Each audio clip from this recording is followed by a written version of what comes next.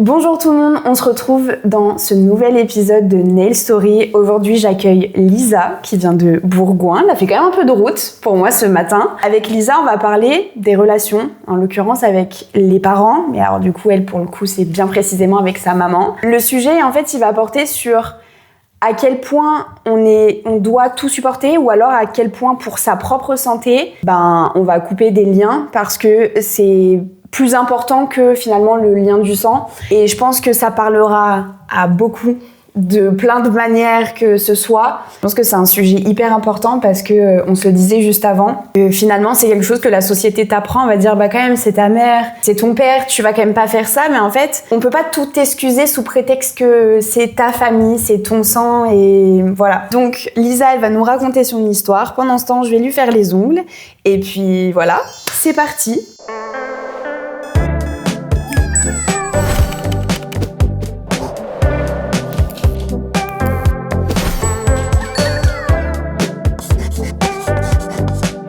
Lisa, déjà, t'as quel âge? Qu'est-ce que tu fais dans la vie? J'ai 28 ans aujourd'hui, je suis protégée. C'est ton anniversaire? Oui. Je me souviens de ce détail maintenant.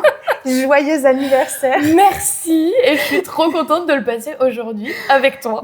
Tu m'étonnes, du coup, c'est une journée un peu exceptionnelle et c'est trop bien qu'elle commence comme ça. Bah ouais, j'étais trop contente, j'avais trop envie de faire mes ongles avec toi, puis... D'une pierre deux coups, tu vas avoir des beaux ongles et en plus tu vas raconter c'est ça, et une partie de toi. Et j'espère que ça peut parler à certaines personnes et que ça peut les aider surtout à prendre conscience de leurs propres valeurs au détriment de ce qu'on leur fait vivre parfois. Parce que du coup, tu te construis sur des piliers qui n'en sont pas. Et ouais, voilà, c'est ça. Et un jour, ça s'écroule. Et d'un coup, tu te dis, mais je suis où? Je suis qui? Ou ça s'écroule pas et ça reste instable toute ta vie. Et toute ta vie, tu morfles avec, en fait. T'as raison, il y a ce petit détail-là. Ouais. Chacun gère aussi la chose comme elle peut, avec les armes qu'elle a, avec les personnes qu'elle a aussi autour. Enfin, ok. Du coup, dis-nous tout ça, comment ça commence? Je suis née dans une famille, je vais dire aimante, parce que mon père et ma mère s'aimaient énormement. Ils se sont rencontrés assez jeunes. Ça a été un gros coup de cœur mutuel. Ok, incroyable. À cette époque-là, ma mère, c'était une très belle femme, très lumineuse. Enfin, c'est vachement quelqu'un autour de qui les gens gravitent, tu vois. Ok. Et c'était vraiment quelqu'un autour de qui les gens gravitent. D'accord. Et ouais, non, quand j'étais petite, moi, mes souvenirs, c'était vraiment j'avais vraiment une bonne maman, atelier pâte à sel, atelier créatif. Ok. Elle était maman au foyer? Non, elle bossait à l'époque à l'hôpital, elle était infirmière. Okay. Mais tu vois, j'ai passé énormément de temps avec elle, petite. Et tu t'en souviens bien? Ouais. Genre vraiment? Vraiment bien. T'as le souvenir? Et j'ai des très très bons souvenirs parce que ma mère était très très loisir créatif et c'est vrai que c'était génial parce que j'avais le droit d'être sale, j'avais le droit d'être pleine de peinture, j'avais le droit d'être... Ça c'est important. Mais de ouf. Note à moi-même. Non mais c'est génial. On est mercredi, je précise. Ils vont faire du vélo, c'est ça? Ouais, avec leur père là. Et c'est ok. Mais c'est ok, ok parce que c'est tellement... C'est trop bien. Voilà, c'est mes meilleurs souvenirs quand mes parents me laissaient aller dans les tas de terre, être dégueulasse, qui me portaient jusqu'à la baignoire parce qu'il fallait pas que je touche le sol. Parce que... Tu te déshabilles devant la porte, s'il te plaît. On te rince avec tes vêtements, passer un stade. On te déshabille dans la douche, les chaussures, la totale. Et moi, petite, ma mère, elle m'installait dans la baignoire, elle me collait des feuilles sur tous les murs et elle me mettait les pots de peinture dans la baignoire. C'est une trop bonne idée. Et j'étais en slip et c'était génial. Franchement, meilleure vie. Mais ça, tu vois, c'est les super souvenirs que je garde avec elle parce que c'était une bonne maman à cette époque-là. Okay. Et c'était ultra développe-toi, fais ce que tu veux. Ok. Parce qu'il y a vraiment c'est-à-dire que ta mère, elle a pas toujours été toxique? Je peux pas te dire parce que j'ai les souvenirs d'une enfant. D'accord. Tu vois, parce que j'ai les souvenirs d'une enfant qui a bien vécu des moments heureux. Je vois. Donc, je sais pas si petit... Non mais c'est ça, il manque ma ponceuse. Mais c'est pas possible. Il y a rien qui va en fait. Du coup, ouais, tu te rends pas... Enfin, je pense pas toi, que là, je puisse avec le me recul, rendre compte. t'as pas... Ouais. Tu dis c'était bien. Bah ouais, moi j'ai une belle enfance. Et puis c'est pareil, tu vois, parce que j'avais un père, on va pas dire qu'il était absent parce que en fait il t'a fait énormément, mais pour autant mes parents s'arrangeaient pour que j'avais le droit de me relever. Par exemple, j'avais des couchers stricts. Ouais. Je me couchais à heure stricte et en fait parfois mon père rentrait après, mais j'avais le droit de me relever pour courir, pour aller lui faire un gros câlin. Ok. Et c'était toujours ça. Et tous les soirs, le rituel, moi depuis mon lit, je criais « je vous aime ». Et tous les soirs, ils criaient tous les deux « nous aussi on t'aime ». Tu vois, c'était... Ok. J'ai ces souvenirs-là de mon enfance. Et Incroyable. j'ai été fille unique pendant 9 ans et demi. Ok. Ouais. Jusqu'à l'arrivée de ma petite sœur que j'avais réclamée. Ok. Donc par chance, j'ai eu ma petite sœur parce que je voulais une petite sœur. Parce qu'à 9 ans et demi, ça doit être un chamboulement quand même. Tu t'en souviens ou pas de son arrivée? Ah ouais, de fou. C'est Mais pour moi, en fait, j'ai vécu son arrivée. En fait, je l'ai réclamée depuis des années. Tu t'aimais pas être seule? Ah si, très bien. Ah ok. Mais en fait, j'adorais les bébés. J'adorais les autres enfants. Et je voulais une petite sœur. Mais tu voulais un vrai bébé pour toi? Rien qu'à toi? Genre plus un poupon ou les bébés des autres. Ouais. T'avais envie d'avoir un bébé chez toi. Je voulais ma petite sœur, tu vois. Et en fait, quand mes parents me l'ont annoncé, ça leur a bien fait rire parce que je l'ai pas... J'étais pas en mode oh là là, incroyable ou je boude. J'étais en mode bah oui. C'était ça normal. fait genre 3 ans que je vous la demande en fait. Donc c'est trop drôle. C'est logique pour moi que maintenant elle soit là, tu vois. Et ouais, du coup, c'est souvenirs assez heureux jusqu'à... moi, je saurais pas te dire la date précise. Ouais. Mais en gros, petite, donc je crois que c'était en 2001, donc je devais avoir 3 ans. Ok. Je suis pas sûre de la date, mais un soir, en pleine nuit, ma mère rentre dans ma chambre avec un mec que je connais pas, me sort de mon lit, me pose par terre sur mon tapis, mais dans le noir comme ça, la porte ouverte, la seule lumière, c'est la porte ouverte. C'est trop bizarre. Et avec ce mec, il s'assoit sur mon tapis à hauteur d'enfant, tu vois, et ils me disent... Attends, il y a toujours ton père, enfin... Je sais pas où est mon père à ce moment-là. D'accord. Elle est avec oui, un ils sont autre mec. toujours ensemble, enfin... Oui. Là, on n'a pas changé Là, de... il se passe rien, genre... Ok. Ils m'assoient sur mon tapis et ils me disent tous les deux, enfin ma mère me parle, le mec pas du tout, et ma mère me dit est-ce que tu sais qui sera ton prochain grand-père? Et moi, papy Dédé, elle me dit... curieux. Bah oui, c'est chelou de fou. Et elle me dit non. Et j'étais là, tu sais, papy Louis? Non. Machin? Non, tu sais, j'essaye tous les hommes que je connais autour de moi. Qui peuvent être des papis, du coup. Mais même pas en fait, parce que passer tous les papis que je connaissais, Ah oui, j'essaye tout d'accord. le monde. Tu sais, genre le meilleur pote de mon père, je finis par dire papa. Tu sais, elle me dit bah non. Et en fait, j'ai jamais eu de réponse à cette question. Ils m'ont remise au lit et ils sont sortis de ma chambre. Et voilà. Ok. Et en fait, mes prochains souvenirs, donc je pense que ça a dû être une période mouvementée, mais j'étais trop petite, je me souviens pas. Mes prochains souvenirs, c'est ma mère qui n'est plus avec mon père, qui est avec cet homme, et qui prend son propre appart, machin. Mon père qui repeint ma chambre chez ma mère. Et voilà, et je me souviens que ma mère voulait que je fasse avec ce mec comme on faisait nos rituels avec mon père, mais moi j'étais en mode de tu sais, non cringe. C'est plus pareil. Bah tu non. fais pas t'as pas les mêmes habitudes avec certaines personnes. Bah surtout que T'as ce pas mec, les je le mêmes connaissais rituels, pas. c'est Dans trop mes bizarre. souvenirs, il parlait pas. Enfin, j'ai trop aucun souvenir de ce mec qui parle. Il a dû parler forcément Oui. à un moment donné dans ma vie, ne serait-ce que pour me proposer un verre d'eau, mais j'ai pas cette option dans ma tête. C'est trop vieux, trop long. Ok. Et il n'est pas resté suffisamment longtemps non, pour que ça ce a soit pas duré longtemps. un personnage principal de ton histoire. Et en fait, moi, je n'avais souvenir que de ça. Et en parlant avec le recul, en parlant avec des gens autour de moi qui sont là depuis avant que je naisse, ils m'ont dit, mais en fait, ta maman, avant de te faire vivre ce moment où elle t'a fait déménager, elle t'a abandonné. Elle est partie sans toi, en fait. Elle est juste partie. Elle a tout pris. Elle a pris la voiture, qui était la voiture des deux. Donc mon père s'est retrouvé avec moi, sans voiture. Ça, c'est un souvenir que j'ai pas. Évidemment, Ok. parce que je suppose que mon père, à cet âge-là, il m'a pas dit « Oh, ta mère, elle est partie avec la voiture, tu vois. » Ouais, et puis il a dû suffisamment compenser Ah oui, pour non, que mais ça- t'en aies pas le souvenir. Mais pas le moins du monde, quoi. Et après... C'est bien. En tout cas, c'est positif qu'il ait fait ça. Par contre, Ouais. que ta maman t'a abandonné, comment tu l'as pris, genre En vrai, ça m'a fait ni chaud ni froid parce que je l'ai appris très tard. Ok. Tu vois, je l'ai appris à un stade où j'avais déjà fait le deuil de plein de choses, donc j'étais en mode... T'étais plus surprise. Ouais, C'est quelque c'était chose de genre, normal, ah quoi. oui, obvious, ça m'étonne pas de la personne finalement. Une nouvelle chose qui s'ajoute à la liste. Ouais, Finalement. et même je crois avoir dit en rigolant le jour où j'ai appris ça, mais en fait elle aurait dû s'arrêter là, tu vois. Genre psychologiquement, ça aurait été mieux pour moi qu'elle s'en aille, et pour mon père aussi, je pense. Ok. Mais d'un autre côté, comme dit mon père, si elle était partie à ce moment-là, il n'y aurait pas eu ma sœur. S'il l'avait pas rencontrée, j'existais pas. Ok. Donc lui, il a... Donc finalement, c'était mieux comme ça. Ouais, parce que pour rien au monde, j'enlève ma sœur de l'histoire, tu vois. D'accord. Mais ouais, c'est du coup, mes autres souvenirs, du coup, c'est beaucoup plus tard. Ok. Parce qu'après ça, pareil, on revient sur une enfance heureuse, ma mère s'est remise avec mon père, enfin voilà. Ah, d'accord, il y a eu un moment où oui. ils se sont séparés. Mais je sais pas combien de temps ça a duré. D'accord. Il me semble que ça a duré 1 an, mais je saurais même pas te dire si c'est vraiment le cas. Ce D'accord. mec a disparu de l'équation du jour au lendemain, tout bien comme il est arrivé dans l'équation du jour au lendemain. Je resterai toujours perplexe de cette histoire de tapis, parce Oui. que j'ai besoin de savoir, mais qui devait être mon grand-père au final. Et t'as jamais cherché la réponse? T'as jamais pu avoir la réponse? Non. La demander à ta maman? Non, c'est vrai que ça, c'est un truc sur lequel je suis jamais revenue, mais en fait, c'est un truc qui me flash une fois de temps en temps. Ok. Et qui me fait un peu rire aujourd'hui, genre, mais à quel moment tu te dis c'est ok d'aller réveiller ton gosse qui doit avoir 3 ans à cette époque-là pour lui demander qui sera son prochain grand-père? C'est vrai, c'est bizarre. Il y a un move de Dark Vador, tu vois, et que je comprends pas. Et voilà, donc après, on en arrive plus tard. Je pense qu'il y a une étape importante à raconter, c'est mes premières règles. C'est quand même une étape importante dans la vie d'une fille. Ouais, en gros, j'ai eu mes règles, donc je suis allée voir ma mère. Je me suis dit, maman, je crois que j'ai mes règles, je me prends une gifle du futur. Sous quel prétexte? Et elle rigole.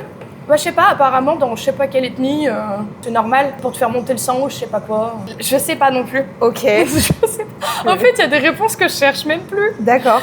Que t'as pas et que t'auras jamais en fait. Ouais, c'est ça. Et en fait, si tu veux, moi, depuis petite, ma mère, elle est très dure avec moi dans le sens où il faut que je sois forte, il faut que je sois indépendante, il faut que je sache faire les choses seule. Tu vois. Okay. Je vais à l'école toute seule depuis avant mes 7 ans. On m'appelle le matin pour me dire c'est l'heure de partir. Je prépare mes affaires.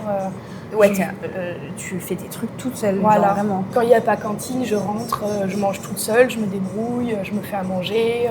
Voilà, mon quotidien, il se... Pas vraiment le quotidien d'une petite fille de 7 ans. Non. Puis on emménage, de base, je vivais à Mézieux. Et donc à mes, je sais pas, mais ouais, vers mes 7 ans, on a déménagé à Villefontaine.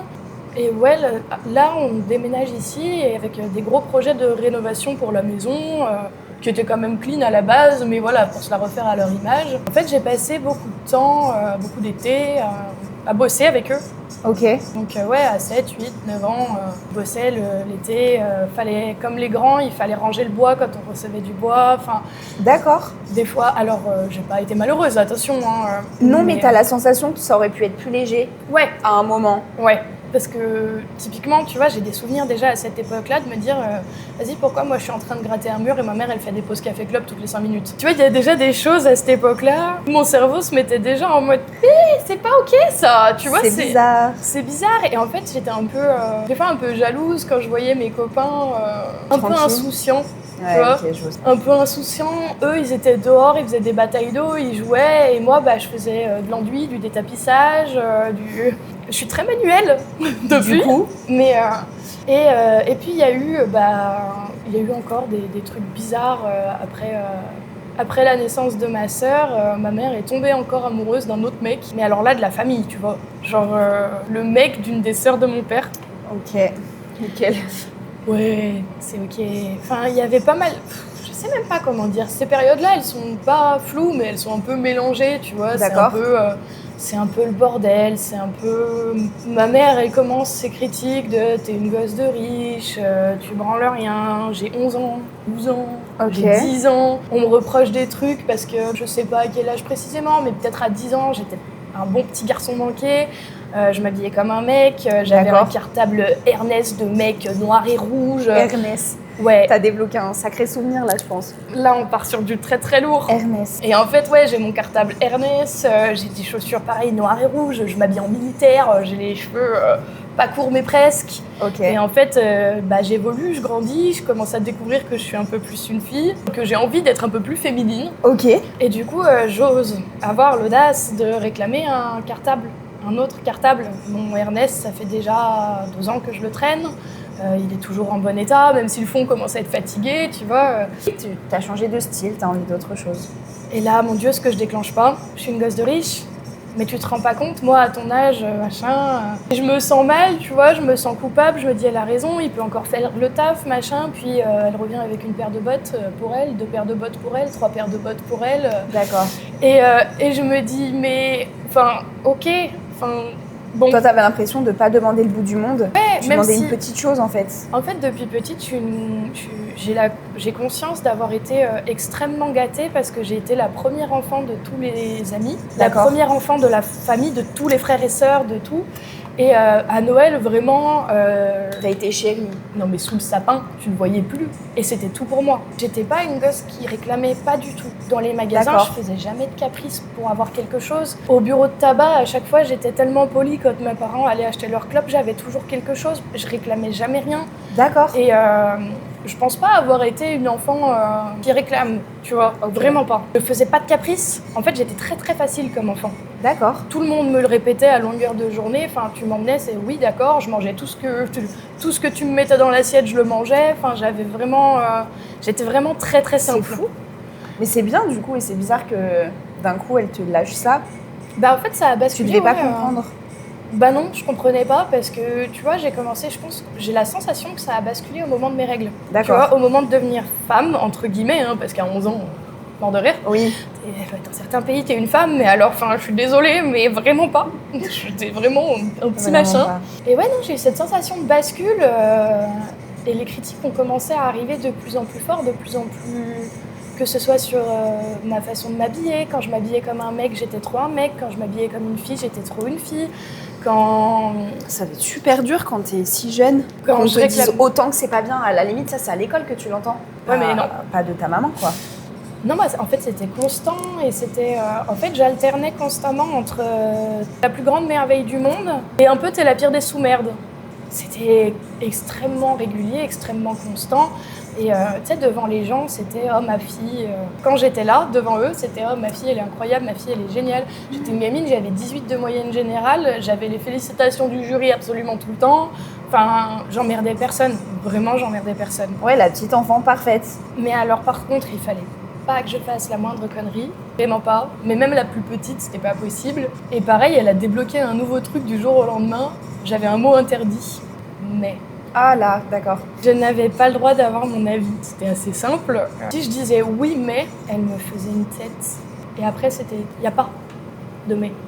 Mais ça n'existe pas. Genre, c'était vraiment un truc, c'était non, tu vois. Donc ça, c'est des périodes un peu compliquées jusqu'à donc en fait un autre déménagement où là, j'ai bloqué. Là, mes parents décident d'acheter une ferme qui a 300 ans, qui est énorme et qui est pas en ruine, mais presque. On a fini les travaux dans l'autre maison, on y a passé un temps fou, et là, vous voulez qu'on fasse 600 fois pire. Ah d'accord. J'ai refusé de descendre de la voiture pour la première visite. J'ai refusé de descendre de la voiture pour la deuxième visite. Et quand ils m'ont annoncé qu'ils l'achetaient, j'ai pleuré. Ah oui. Ah ouais. Ben moi, ce que je voyais, c'était on repart sur 50 ans de travaux. Que je vais devoir assumer avec eux. Et j'étais en mode non. Et en fait, ils m'ont vendu le projet. Moi, il faut savoir que je suis cavalière depuis que j'ai 7 ans. Ok. Grande passionnée de chevaux. Et c'est le seul truc, même si, attention, je suis d'accord que c'est un truc de gosse de riche, clairement, c'est le seul truc que j'ai réclamé toute ma vie. Tennis, cheval. Après, il faut savoir que je faisais du cheval dans une association. Ah bon, ça va alors. Et que je faisais pas de concours. Que je montais sur les petits poneys prom la voilà. Okay. Voilà, c'était pas un truc. Je faisais mon cours du mercredi après-midi. J'étais pas du style pantalon blanc et concours le dimanche. Hein. Moi, j'étais du style à faire semblant que c'est mon poney dans le pré et je le brosse et voilà. Et j'essaye de voir si ça se passe bien.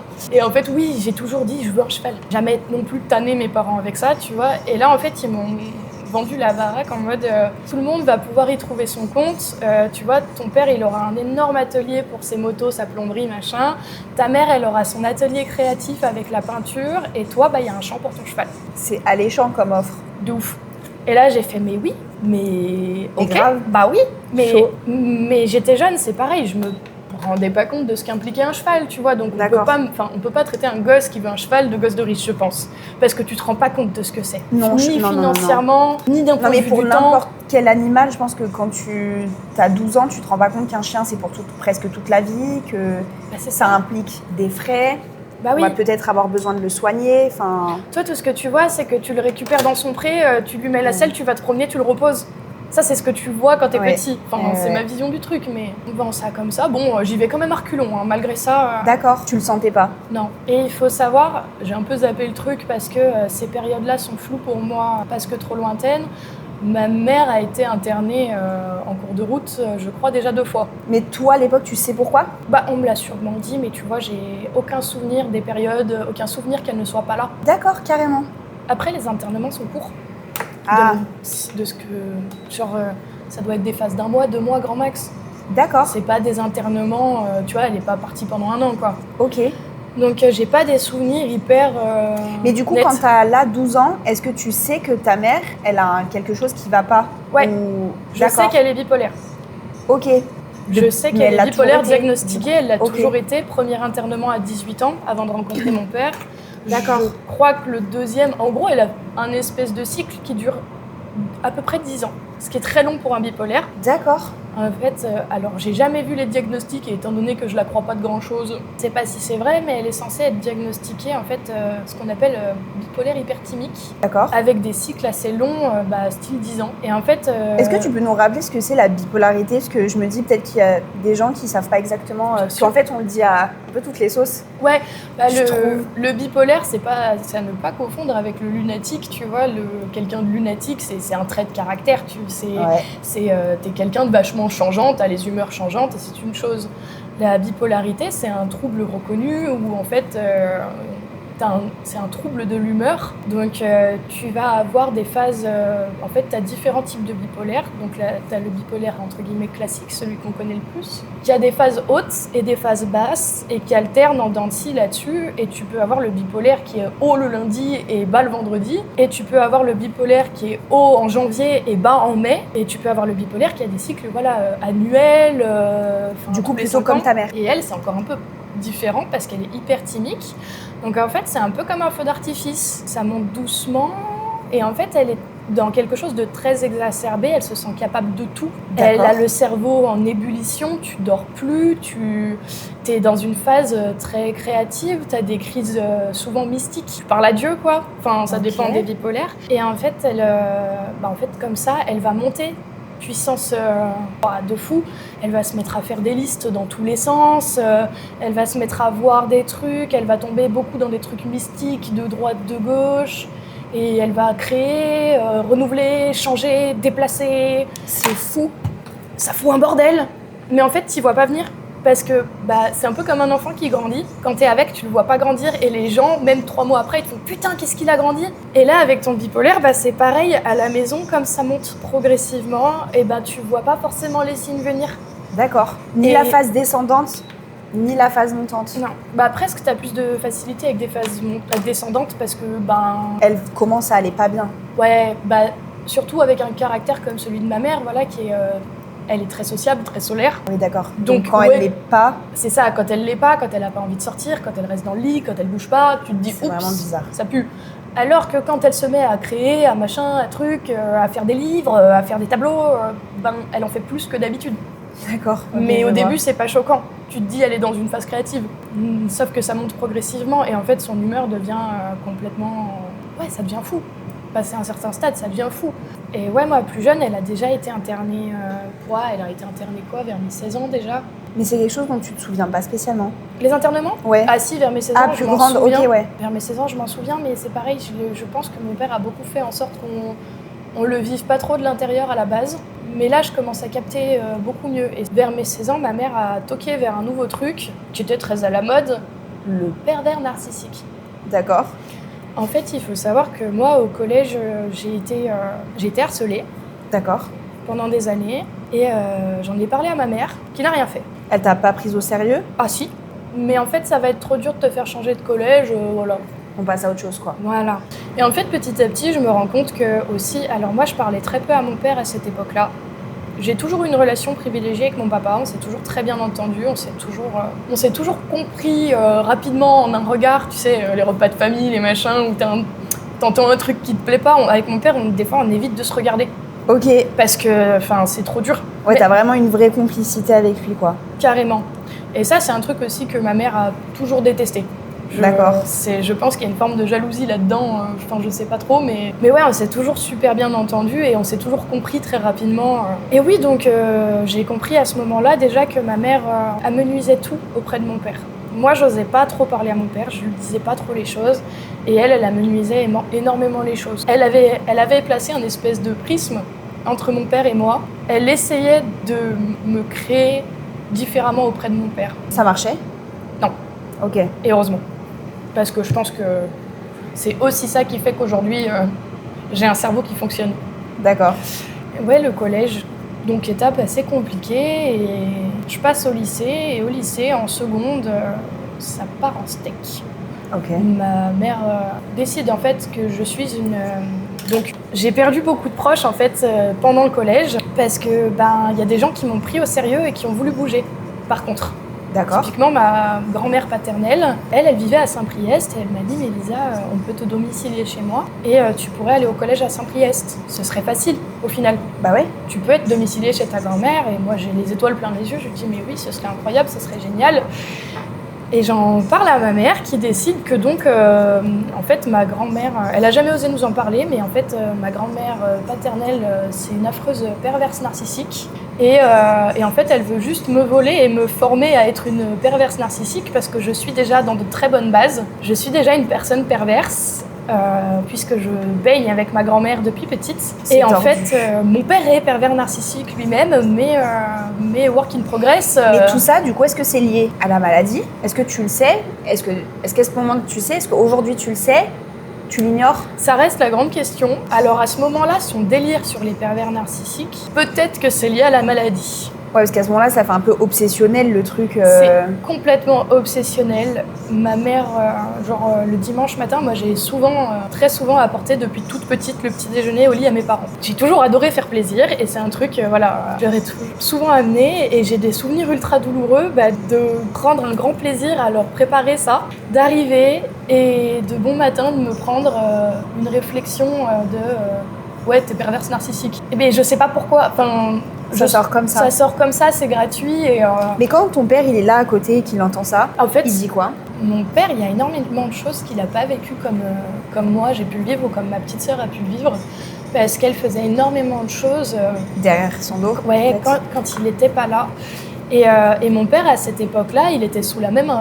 on était pas sous son influence, mais en fait, on était un peu... On croyait un peu à ce qu'elle disait. D'accord. Parce qu'elle est très persuasive. Et ouais, mon père... T'avais pas à douter de sa parole, en gros? Bah ouais. Et En même temps, c'est ta mère. Donc ouais, c'est ça.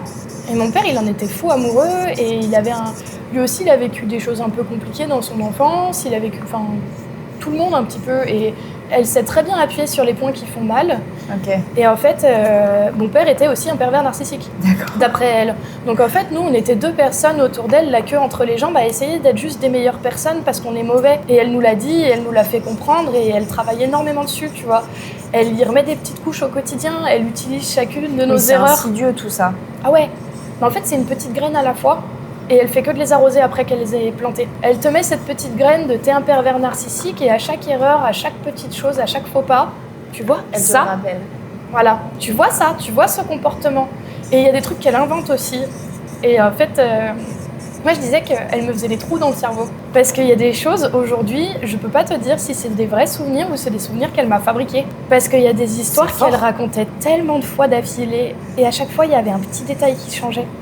Mais en fait, tu changes un petit détail à une histoire que tu as racontée 30 fois et tu changes un petit détail à chaque fois, tu n'as plus du tout la même histoire au bout. Ça peut tout changer. Et en fait, moi, il y a des histoires comme ça où la première fois, j'étais persuadée de « bah non, c'est pas du tout comme ça que ça s'est passé, j'étais là ». Mais j'avais pas le droit de dire « mais ». Mais des fois, ça m'énervait. Et du coup, devant les gens, non, ça s'est pas passé comme ça. Mais alors là, elle te descendait devant les gens sur 3 générations pour t'expliquer à quel point t'étais une petite merde et pour faire comprendre aux gens que ta crédibilité, elle était pas proche de 0, elle était à -1000. Et du coup, au bout d'un moment, toi-même, tu doutes. Parce que comme t'as jamais pu le redire à voix haute, et ben ton souvenir, il se modifie. Et il y a des souvenirs aujourd'hui... On sait pas de quoi est capable le cerveau à ce moment-là, en fait. Donc ça doit être très perturbant. Du coup, de pas savoir si c'est vraiment vrai ou pas.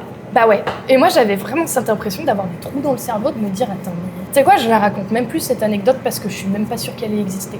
Et ouais, et en fait, elle faisait ça avec tout. Et des fois, ça fait partie des trucs où je pense que du coup, elle tolérait pas. C'est que avec mon père, on disait pas, mais on se parlait avec les yeux. Et des fois, quand il y avait du monde et qu'elle faisait un peu son show et qu'elle racontait des trucs comme ça, avec mon père, tu sais, on faisait un petit side-eyes de... On sait. On est d'accord moi, qu'on on n'est sait. pas d'accord, tu vois. Mais on est d'accord qu'on va pas le dire parce que toi et moi, on n'a pas envie de se faire crier. Oui, non, c'est ça. Et du coup, ouais, on vivait les choses comme ça, en mode...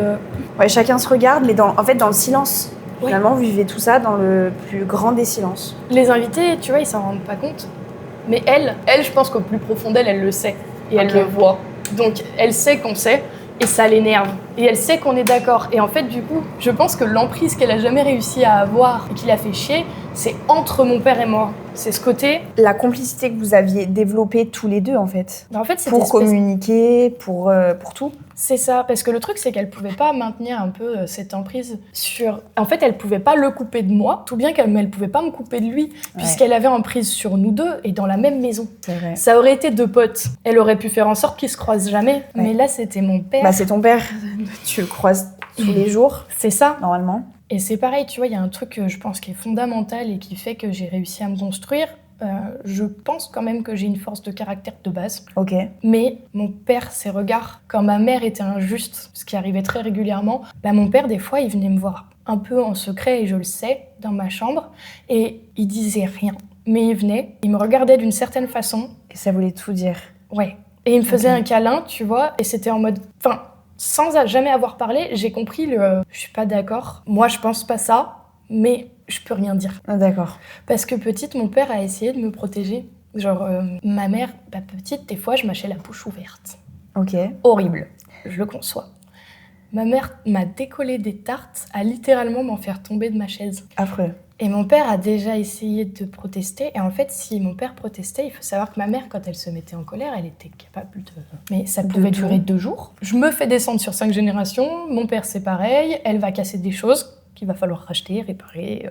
Ok. Donc, je pense que mon père a préféré adopter la solution de... Tu sais quoi, je laisse passer, mais je vais te guérir derrière. D'accord, ok. Parce que devant, ça ne marche pas. Ça n'a aucune incidence et ça dure plus longtemps, c'est pire. Et du coup, ouais, je pense qu'il a adopté un peu cette technique parce que lui aussi ne savait pas comment s'y prendre dans ces moments-là, tu vois. Ouais, il avait un peu les fesses entre deux chaises parce que lui, il était entre toi et il était entre ta mère. Et malgré tout, même quand t'es pas d'accord, je pense qu'il y a un moment que t'essaies de former une équipe avec ton mari ou ta femme. Et du coup, tu dis, bah là, tout de suite, je peux pas la descendre devant eux, mais tu fais le choix de le faire un peu en off. Oui. Et ça veut pas dire que c'est bien, que c'est mal, mais ça veut dire que c'est quand même une façon d'être là pour toi. Et toi, tu t'en souviens. Je pense que c'est moi, ça finalement qui compte, quoi. Moi, heureusement qu'il y avait mon père. Clairement. Ouais. Parce que je pense que, en fait, émotionnellement, elle a beaucoup cherché à te nuire. Ouais, à casser des choses, tu vois, genre ma confiance en moi, elle était très très entachée par déjà les changements. Le lundi, j'étais incroyable, le mardi, j'étais une sous-merde, donc déjà là, tu as des difficultés à comprendre. Déjà. Puis franchement, le fait qu'on te dise que t'es perverse narcissique, on passe un step, tu vois. C'est vrai. Genre, c'est pas un mot... C'est pas anodin. Non, pas du tout. C'est vraiment, ça veut dire que, en plus à cette époque-là, c'était vraiment le boom de la mode des pervers narcissiques. Donc tu l'entendais à toutes les sauces, tu le voyais énormément, et tu voyais les horribles monstres, les horribles créatures que c'était. Surtout à ton âge, du coup là, t'avais quoi ? T'avais 17... Même pas, ouais, non, elle a commencé... Ah non, le début. Je pense que ça a commencé vers mes 14 ans, cette histoire de pervers narcissique. Ouais, c'est tôt, hein. Ouais. Et par chance, ma mère, elle a toujours fait un truc un peu bizarre. Encore non. Mais quand elle se met dans un sujet, elle s'y met à fond. Et en fait, là, le sujet pervers narcissique, elle a sorti des dossiers, et elle voulait absolument que je les lise. Donc j'ai tout lu. Et en fait, j'ai commencé... Pour voir ce qui est fondamentalement un pervers narcissique ou oui, ce genre de truc. Comment aller contre, tu sais, comment le contrer, comment comprendre comment il fonctionne, etc. Enfin, c'était en vrai ultra intéressant. Oui, mais on dirait que c'est un peu pour te matrixer à ce moment-là. On dirait que elle essaie de dire ce que t'es et comment on le soigne, un peu. En fait, elle voulait apprendre à composer avec nous, tu vois. Et sauf que ce qui est incroyable, c'est que... Non mais vraiment, ça doit être tellement dur. Genre là, on voit ça comme ça, là, de loin. Mais en vrai, à vivre, ça doit pas être si simple. Non, pas trop. Mais c'est rigolo parce qu'en fait, elle m'a toujours donné, sans le vouloir, sans le faire exprès, les armes dans la vie pour lutter contre elle. D'accord. Et là, typiquement, elle m'a donné des dossiers entiers sur le pervers narcissique, machin, en fait, sur des comportements manipulateurs. Ouais. Et moi, dans ces dossiers, ça toquait, je reconnaissais certains de ces comportements. Waouh. Et en fait, tu sais, ça a commencé à me faire des tilts en mode... c'est marrant, mais elle fonctionne comme ça, tu vois. Et si j'essayais, du coup, les méthodes qui sont dans ces trucs... Ah ouais, en fait, de retourner le jeu contre elle, finalement... Dire « Ah non, mais en fait, je comprends le mécanisme et finalement, en fait, c'est toi, mais du coup, je sais comment m'en servir. » Et en fait, je m'en suis servie. Et pareil, en fait, étant une pervers narcissique, pour plein de raisons, j'ai voulu voir un psy et ma mère a gentiment accepté. Et d'ailleurs, je crois que c'est elle qui me l'a proposé. Et t'en avais vraiment besoin. Oui. Et je suis arrivée chez la psy, déjà je crois qu'on a passé 2 séances à refaire mon arbre généalogique parce que c'est un bordel phénoménal. D'accord. Et avec les pathologies dans la famille. Parce que du côté de ma mère, c'est un brouillon pas possible. Et à ce moment-là, je venais de découvrir que du côté de mon père, c'est pareil. Il y avait plein de frères et sœurs que je connaissais pas, que mon père ne connaissait pas lui-même. Enfin bref. Waouh. Une famille décomposée, recomposée, voilà. Bancal. Et après, pareil, la psy m'a beaucoup aidée parce que, en fait, c'était pas une psy qui fait tu vois. Elle me posait des questions et en fait, à chaque fois, elle me regardait comme ça, elle se penchait un peu, elle me disait et votre mère dans tout ça? Moi, j'étais là, bah quoi? Et en fait, ouais, avec le travail qui avance, j'ai commencé à comprendre que c'est pas moi le problème. Le comportement de ma mère, là, il est pas normal. Elle te demandait en fait d'expliquer des situations de vie et pour comprendre en fait dans quel milieu t'évoluais. Et c'était super intéressant en fait la psy parce que vraiment à chaque fois que je lui racontais quoi que ce soit, que ça ait un rapport de près ou de loin, et votre mère dans tout ça? Elle faisait le lien direct. Là, j'étais en mode bah oui, elle s'est comportée comme ça et vous l'avez pris comment? Oui, ça fait mal, machin. Et vous pensez que c'est normal de la part d'une maman? Elle te faisait vraiment voir le truc d'un autre prix. Enfin... Ouais. Mets-toi en dehors et regarde la scène et dis-moi si c'est normal. Et puis il y a commencé à y avoir les potes, les chéris, qui entrent un peu dans l'intimité de la maison et tu sais, qui sont pas mal là. Et en fait, petit à petit, quand les gens sont beaucoup là... Ils voient des comportements que les autres à l'extérieur ne voient pas. Exactement. Et moi, j'ai eu un copain je me suis retrouvée en crise de colère, de larmes, je sais plus pourquoi, je sais plus ce qu'elle avait fait encore, mais une humiliation gratuite, tu vois. Et je me souviens, on était assis sur le bord de mon lit, et je le voyais, en fait, on avait un miroir en face de nous, tu sais, je le voyais assis comme ça, il avait l'air, tu sais, fâché et incrédule. Ok. Et il me regarde, il me dit, mais Elisa, t'as l'impression que c'est normal, comment elle fait ta mère, là? Ça doit être très dur. Parce qu'à la fois, je pense que tu constates que ta mère, il y a des comportements qui sont pas normaux, mais je pense quand même que c'est difficile d'entendre que c'est pas normal. En fait, au contraire. Ah, toi, ça te faisait du bien? Oui, parce que tu sais, je trouve que nous, les nanas, on a une fâcheuse tendance à beaucoup se remettre en question sur ce qu'on... Est-ce que j'exagère pas? Tu je vois ce que tu... Oui, c'est vrai, dans le fond, t'as raison. Que ce soit dans les relations avec, avec les hommes ou machin, ou quand on t'a maltraité, ou... Mais je vois ce que j'abuse un peu. Et en fait, là, que les gens viennent légitimer mes sentiments et qu'ils trouvent ça pas normal aussi, il y avait ce côté de me dire si quelqu'un d'autre trouve ça pas normal, c'est peut-être que ça l'est pas. C'est dingue. Et après, j'ai eu ma meilleure pote que j'ai rencontrée à peu près dans ces eaux-là. Là. Elle, dans le vif du sujet. Elle a mis les pieds dedans. Elle me disait, mais ta mère, vraiment, elle me dit, il y a vraiment un problème avec elle. Hein. Pourquoi Elle faisait vraiment pas semblant devant les autres. Genre, pour le coup, elle était... Non, c'était... Ou c'était ce que tu racontais qui faisait que les gens se disaient « Ok, il y a un problème » ou alors est-ce que vraiment devant tes copains ou devant ta meilleure amie, elle avait vraiment le genre de comportement qui était non, elle normal. se cachait quand même pas mal devant eux. Mais tu vois, devant mon copain de l'époque, là, par exemple, elle a lâché la bride 2 secondes. Et elle a montré un truc. Et ma meilleure pote, elle, c'était autre chose, tu vois. En fait, elle a vécu plein de petites scènes qui peuvent paraître anodines, les unes sans les autres. Mais en fait, mis bout à bout, ça traduisait... Oui, c'est ça. Ça traduisait vraiment que ça pue, quoi. Qu'il y a des trucs qui sont bizarres et pas normaux. Et elle vivait les choses un peu en même temps que moi à chaque fois. Ouais, ma mère, elle a toujours eu un grand jeu. C'était de me donner des choses que j'ai pas demandées et de me les retirer. Exemple, tu mériterais que je t'offre un ordinateur, tu sais quoi, je vais le faire. Et pas réclamer. Mais je vais te le donner. Voilà. Et du coup, toi, t'es trop content. Tu te dis, je sais pas, t'as 14 ans, t'as 13 ans, t'es en mode putain, je vais avoir mon propre ordinateur, machin. Puis un jour, tu vides pas le lave-vaisselle. Et tu sais quoi, tu le mérites pas, tu l'auras pas. La carotte empoisonnée. Mais tout le temps. C'est affreux. Et en fait, elle me faisait ça avec tout. Et elle me l'a fait avec... Genre à toutes les sauces, quoi. Ouais. C'était... Du truc le plus anodin au truc le plus ouf. Et elle faisait tout le temps ça. Ça, c'était vraiment une de ses passions, c'est de me faire miroiter des choses que j'ai pas demandées et de les faire disparaître. Je pouvais attendre des mois, des fois. Hein. Le moment opportun pour te dire non, tu l'auras pas. Ouais, tu le mérites plus. Tu vois, tu l'as pas touché, tu l'as pas senti, mais déjà tu le mérites plus. Et j'étais là, d'accord. Et ça a créé un truc chez moi, tu vois, il y a pas longtemps. J'ai débunké le truc. Un soir, entre copines, on était tranquilles, on se buvait un petit verre dans un bar, machin. mon chéri finit le travail, il m'envoie un message pour me dire oh, du coup, j'ai fini, ça te dit que je passe boire un petit coup avec vous? Moi, trop contente, bah ouais, carrément.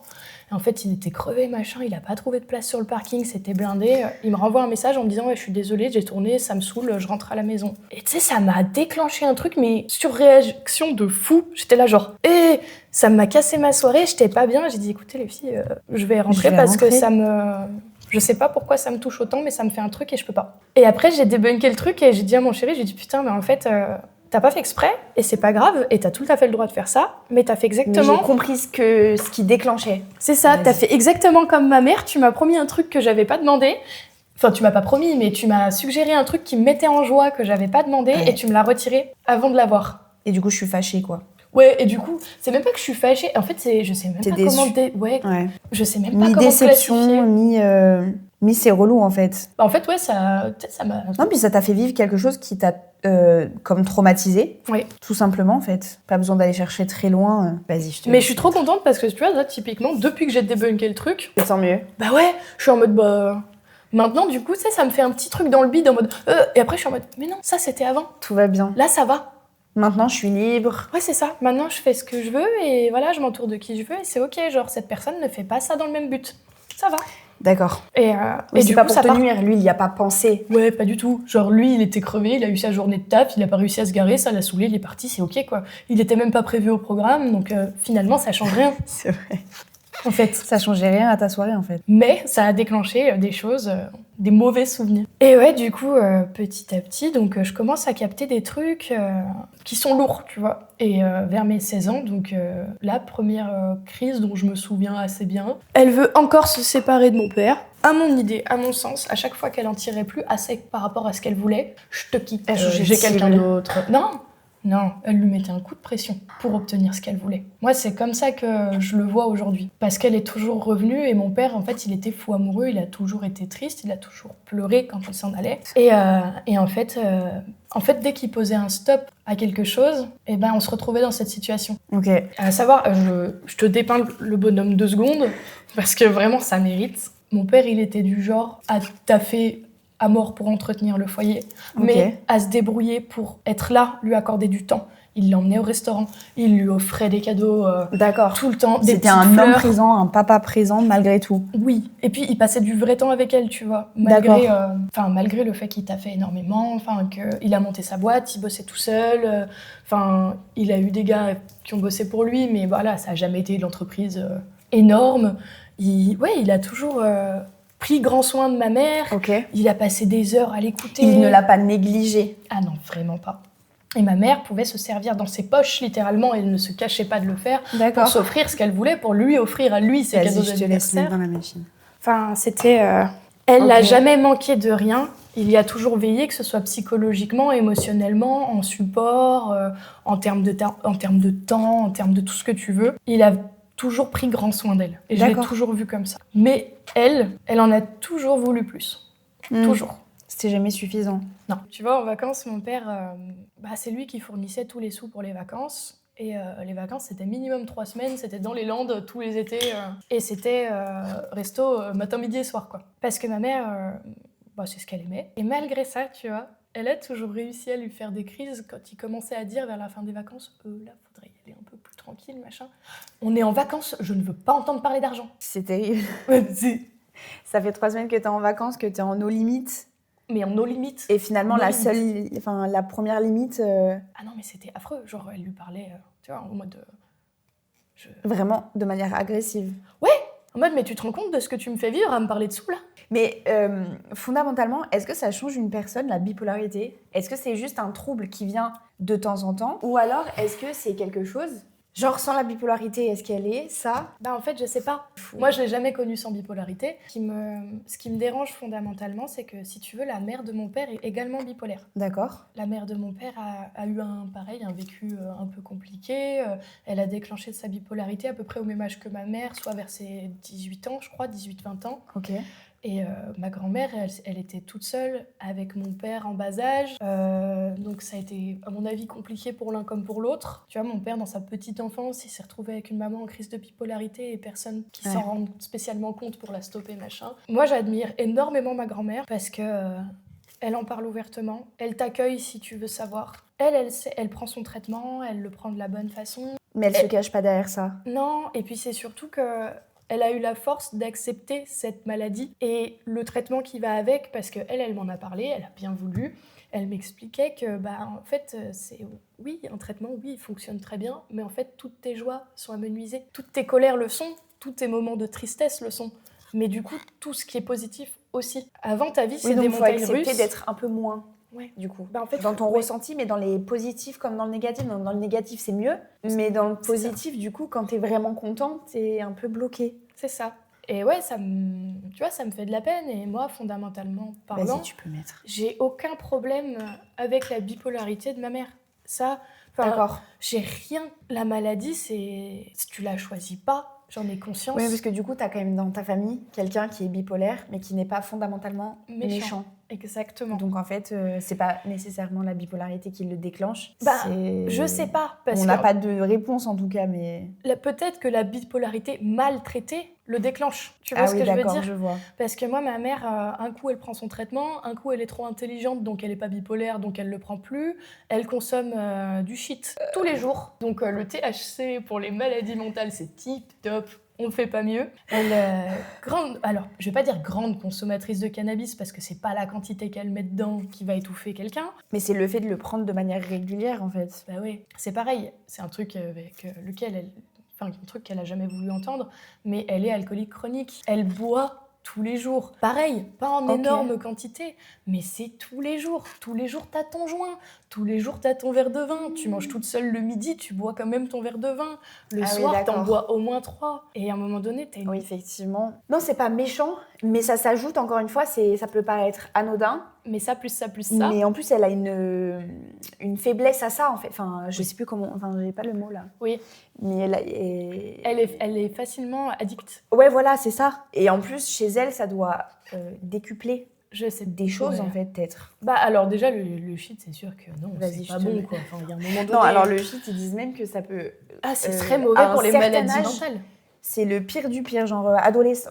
Jusqu'à tes 25 ans, ton cerveau se refait plus vite qu'il ne se défait, dans une certaine mesure d'une consommation normale, mais au-delà, c'est mauvais. Et je crois que j'avais même lu, mais alors toi, du coup, c'est pas non plus si vieux, mais que aujourd'hui, le taux de THC contenu dans les drogues, en fait, est bien plus important parce qu'ils font plein de mélanges, c'est beaucoup moins pur qu'avant. Donc avant, un joint, c'était presque rien, c'était anodin, alors qu'un joint d'aujourd'hui... C'était gravissime. Et évidemment, on précise, l'alcool, la drogue. Déjà, la drogue, c'est interdit. L'alcool, c'est très mauvais pour la santé à plein d'égards. Mais en tout cas, c'est à consommer avec modération, parce que c'est important de le rappeler. Mais voilà, j'avais lu... Surtout quand on est bipolaire. Voilà. Mais je l'ai entendu dans un podcast, il me semble, la semaine dernière, que du coup, c'était très mauvais pour les maladies mentales. Ça, et que chez les jeunes, c'était une des raisons pour lesquelles certaines maladies se déclenchaient, en fait. Ah, mais oui. La bipolarité, t'as pas de facteur unique de déclenchement. Okay. Tu vois, c'est pour ça que c'est une maladie un peu compliquée aussi, déjà à diagnostiquer, ensuite à en comprendre la cause, parce que typiquement, un excès de drogue, paf, tu peux déclarer ta bipolarité. Un manque cruel de sommeil, un burn-out, paf, tu peux déclencher ta bipolarité. T'as quelqu'un qui se fait renverser devant toi sur un passage piéton, ça te fait un choc émotionnel, tu peux déclencher la bipolarité. Donc il y a tout un panel de choses dans la vie qui font que tu peux déclencher. À n'importe quel moment de ta vie, en plus. Mais il y a des personnes sujettes. En fait, c'est héréditaire. Ah, d'accord. Mais tu ne le déclenches pas forcément. Moi, la psy m'avait expliqué, en gros, que ça se compte en pourcentage assez simple. Ma mère me représente 50% de chance de devenir bipolaire. Ma grand-mère ajoute 25. Oh, merde. Donc, je suis à 75% de chance de déclarer, en fait, une bipolarité.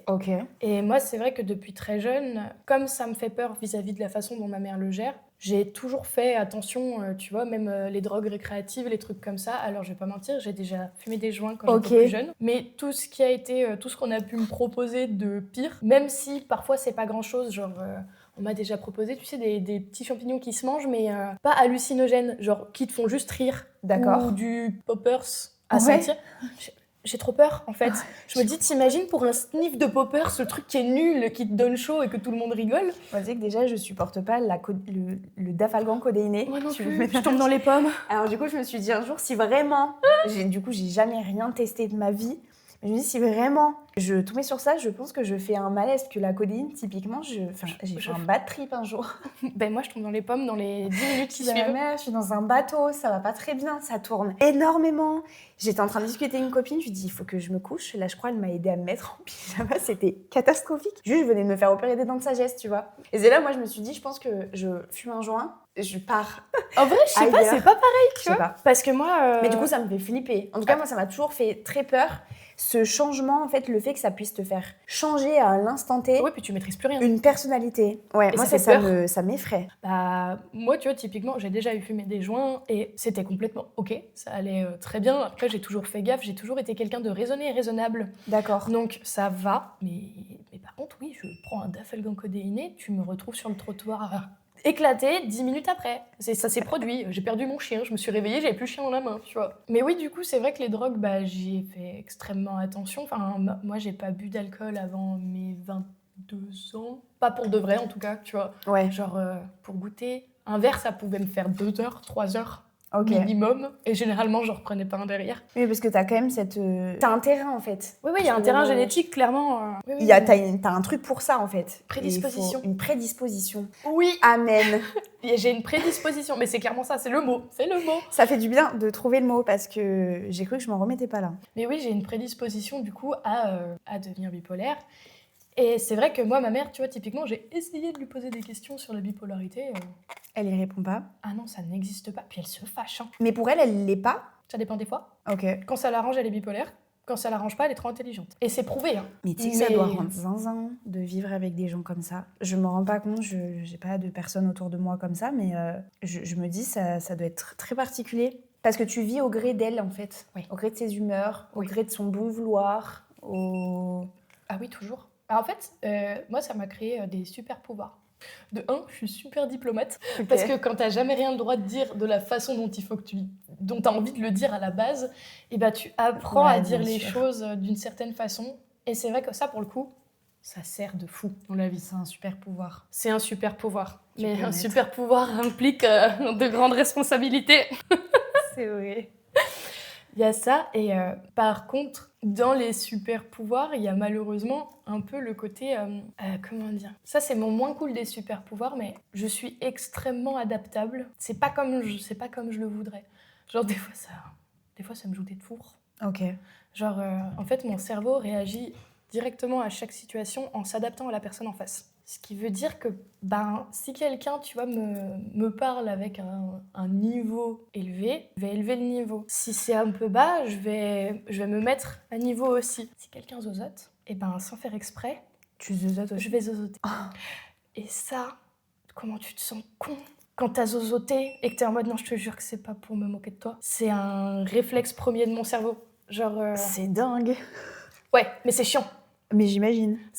En soi, ça m'a très bien servi, tu vois. J'ai été pendant un temps manager en restauration. Ah ouais. Pour gérer des gens alcooliques ou des choses comme ça. Ou même le staff, en fait, d'arriver toujours Oui, chacun ses humeurs, chacun son caractère et chacun sa façon aussi d'être managé. C'est ça. Et ça, du coup, moi, j'ai une hyper adaptabilité là-dessus. Waouh, dur. Il était dur. Grave. Mais du coup, c'est ultra pratique. Et j'ai même pas besoin d'y réfléchir. Ça me coûte rien.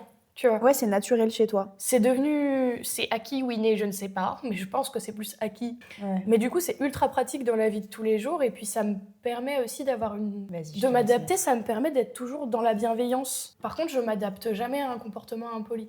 Genre, d'accord. Si tu me parles mal, je vais pas mal te parler pour autant. Ça, c'est un truc... Ok, tu rends pas la monnaie de la pièce, c'est la bienveillance. Ouais, parce si que ça dépasse une limite, c'est non. Je veux bien m'adapter, mais je veux pas me sous-valoriser. Je sais pas comment dire les choses, mais... Ouais, si, je vois. Tu veux pas devenir une autre personne ou une personne mauvaise à ce moment-là. Ouais, c'est ça. Genre, j'ai pas... Je sais qui je suis et je pense être une bonne personne et j'ai pas envie de m'abaisser à un certain niveau non plus, tu vois. Si tu me parles mal, je vais pas forcément être sympa, mais je serai pas incorrecte. Ok. Genre, même ma mère, je ne l'ai jamais insultée, je n'ai jamais eu un mot plus haut que l'autre, même si des fois je fais des blagues. Genre, je n'ai pas... Ouais, j'ai jamais insulté, rien, alors qu'elle, elle s'est pas Elle mouchée s'est pas du coude. gênée. Mais du coup, à partir de quel moment tu te dis le comportement de ma mère, il est vraiment... ça passe pas, et là, vraiment, il va falloir que je commence à peut-être me détacher d'une certaine manière, qu'importe comment. Mais tu vois, est-ce qu'il faut que t'es partie de chez toi? Enfin, du coup, est-ce que c'est à l'indépendance ou est-ce que même quand t'avais 16 ans, t'as commencé à dire... À 16 ans, ouais. Ouais, en fait... Ça a déjà commencé à bien... En fait, je pense que depuis toute petite, je le sais. Ok. Parce que toute petite, j'avais déjà dit à une de mes tatis, oh là là, si tu savais comme j'aimerais bien que tu sois ma maman. Et elle m'avait dit, surtout, le dis jamais à ta mère. Parce que ça va lui briser le cœur. Donc, je l'ai jamais dit à ma mère. Ok. Mais il n'empêche que je le pensais déjà toute petite. Donc, je savais déjà au fond de moi que quelque chose n'allait pas. Tu vois. Mais à 16 ans, vraiment, ça a toqué, je pense. À 16 ans, je me suis vraiment dit, s'ils se séparent, je me casse avec papa. C'est pas possible. Tu sais, et genre, c'était une évidence. Ok. Et ouais, donc à cette période-là, grosse crise, elle se fait interner. Celle-là, j'ai été, on m'a mis, avec ma petite sœur, on a été chez des amis le temps de faire interner ma mère parce que intervention des pompiers à la demande du conjoint. La police se déplace, voilà, et ils ont dû galérer un peu à la choper parce qu'elle voulait pas se laisser faire. Et en fait, à cette époque-là, elle était très, très, très, très, très à fond pervers narcissique. Et en fait, moi, je me suis dit, pour aider mon père, pour aider la police, pour comprendre un peu son état émotionnel, moi, j'avais ses codes Facebook. Par hasard ou... Ah non, parce qu'elle me les avait filés, d'accord, parce que je l'avais aidée, ou je sais plus. Mais je les avais, et en fait, j'ai tilté à ce moment-là que je les avais, et je me suis dit, bah, je vais aller regarder sur Messenger. Ok, ce qui se passe. Ouais, parce qu'en fait, elle projetait, on avait pu comprendre d'une certaine façon qu'elle projetait de s'enfuir, ou je sais pas quoi, enfin, c'était très bizarre. Et en fait, on trouve qu'elle a contacté une avocate spécialisée en pervers narcissique. Tu vas me dire, c'est pas l'arnaque du siècle, ça, pour laquelle elle a déboursé 2000 € juste pour avoir potentiellement un entretien préalable. Mais évidemment, la nana lui a dit effectivement, oui, votre mari, c'est un pervers narcissique. Bah évidemment. Bah oui, parce que quand tu vois que... T'as toujours deux versions de l'histoire. Quand tu ne vois que la version où tu vas dire que ton mari, il a tel trait de personnalité. Non, puis 2000 balles pour juste la rencontrer. Excuse-moi, elle va pas te dire qu'il est pas pervers narcissique. Non, désolé, je m'assois sur les 2000. J'ai loupé cette information. Voilà, ça coûte un petit peu cher, ma foi. Les avocats, c'est cher, je veux bien. Ah ouais, mais là, tu l'as encore jamais vu, t'as déjà sorti 2000 balles. Et elle était présidente d'un espèce de groupe d'association des victimes de pervers narcissiques. Nickel.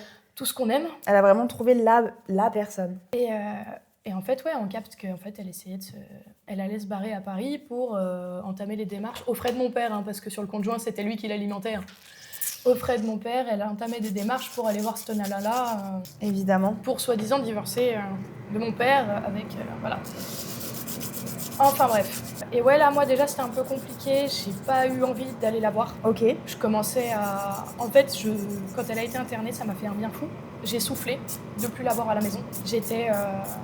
En fait, on m'avait comme enlevé un truc sur les épaules, tu vois, un poids qui... Une espèce de responsabilité qui ne t'appartenait peut-être pas en plus. Carrément.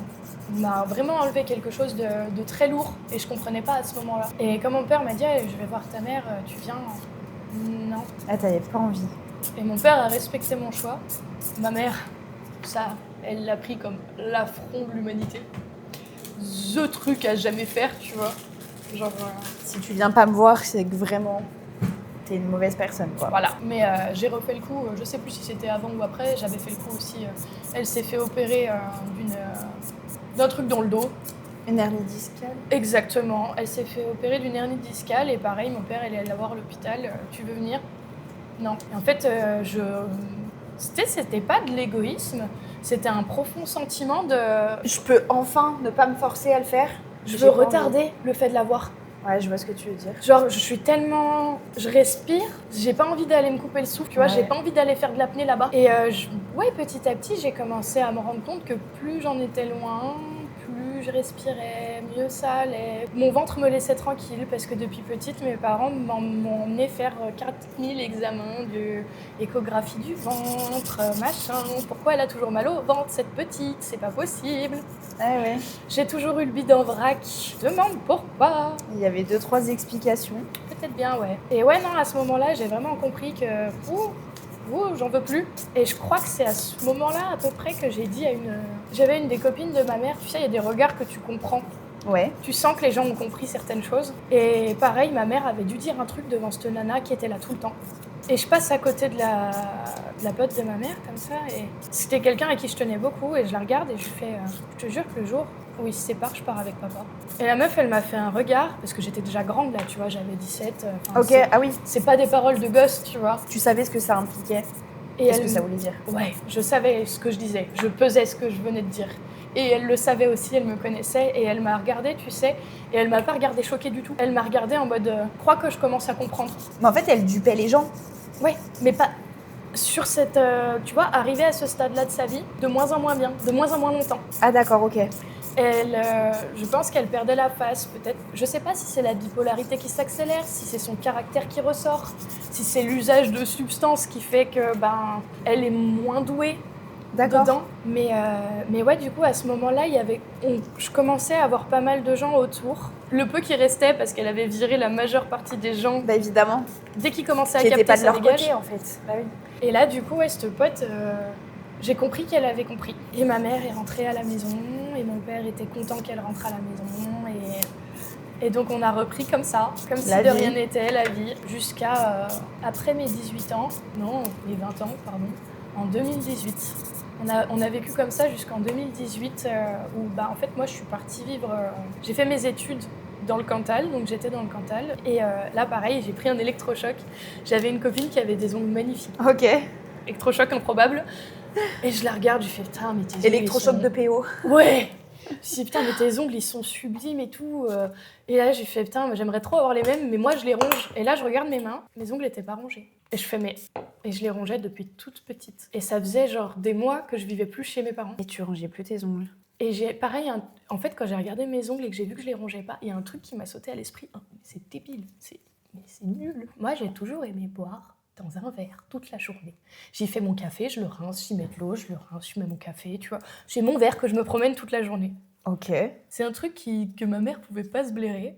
Et en fait, moi, elle supportait pas que je le laisse traîner quelque part. Du coup, je le mettais dans l'évier. Mais elle supportait pas que je le mette dans l'évier quand même. Et en fait, quand j'ai regardé mes ongles, j'ai pensé à ma tasse dans l'évier, chez moi, que je pouvais laisser sans peur. Sans craindre quoi que ce soit.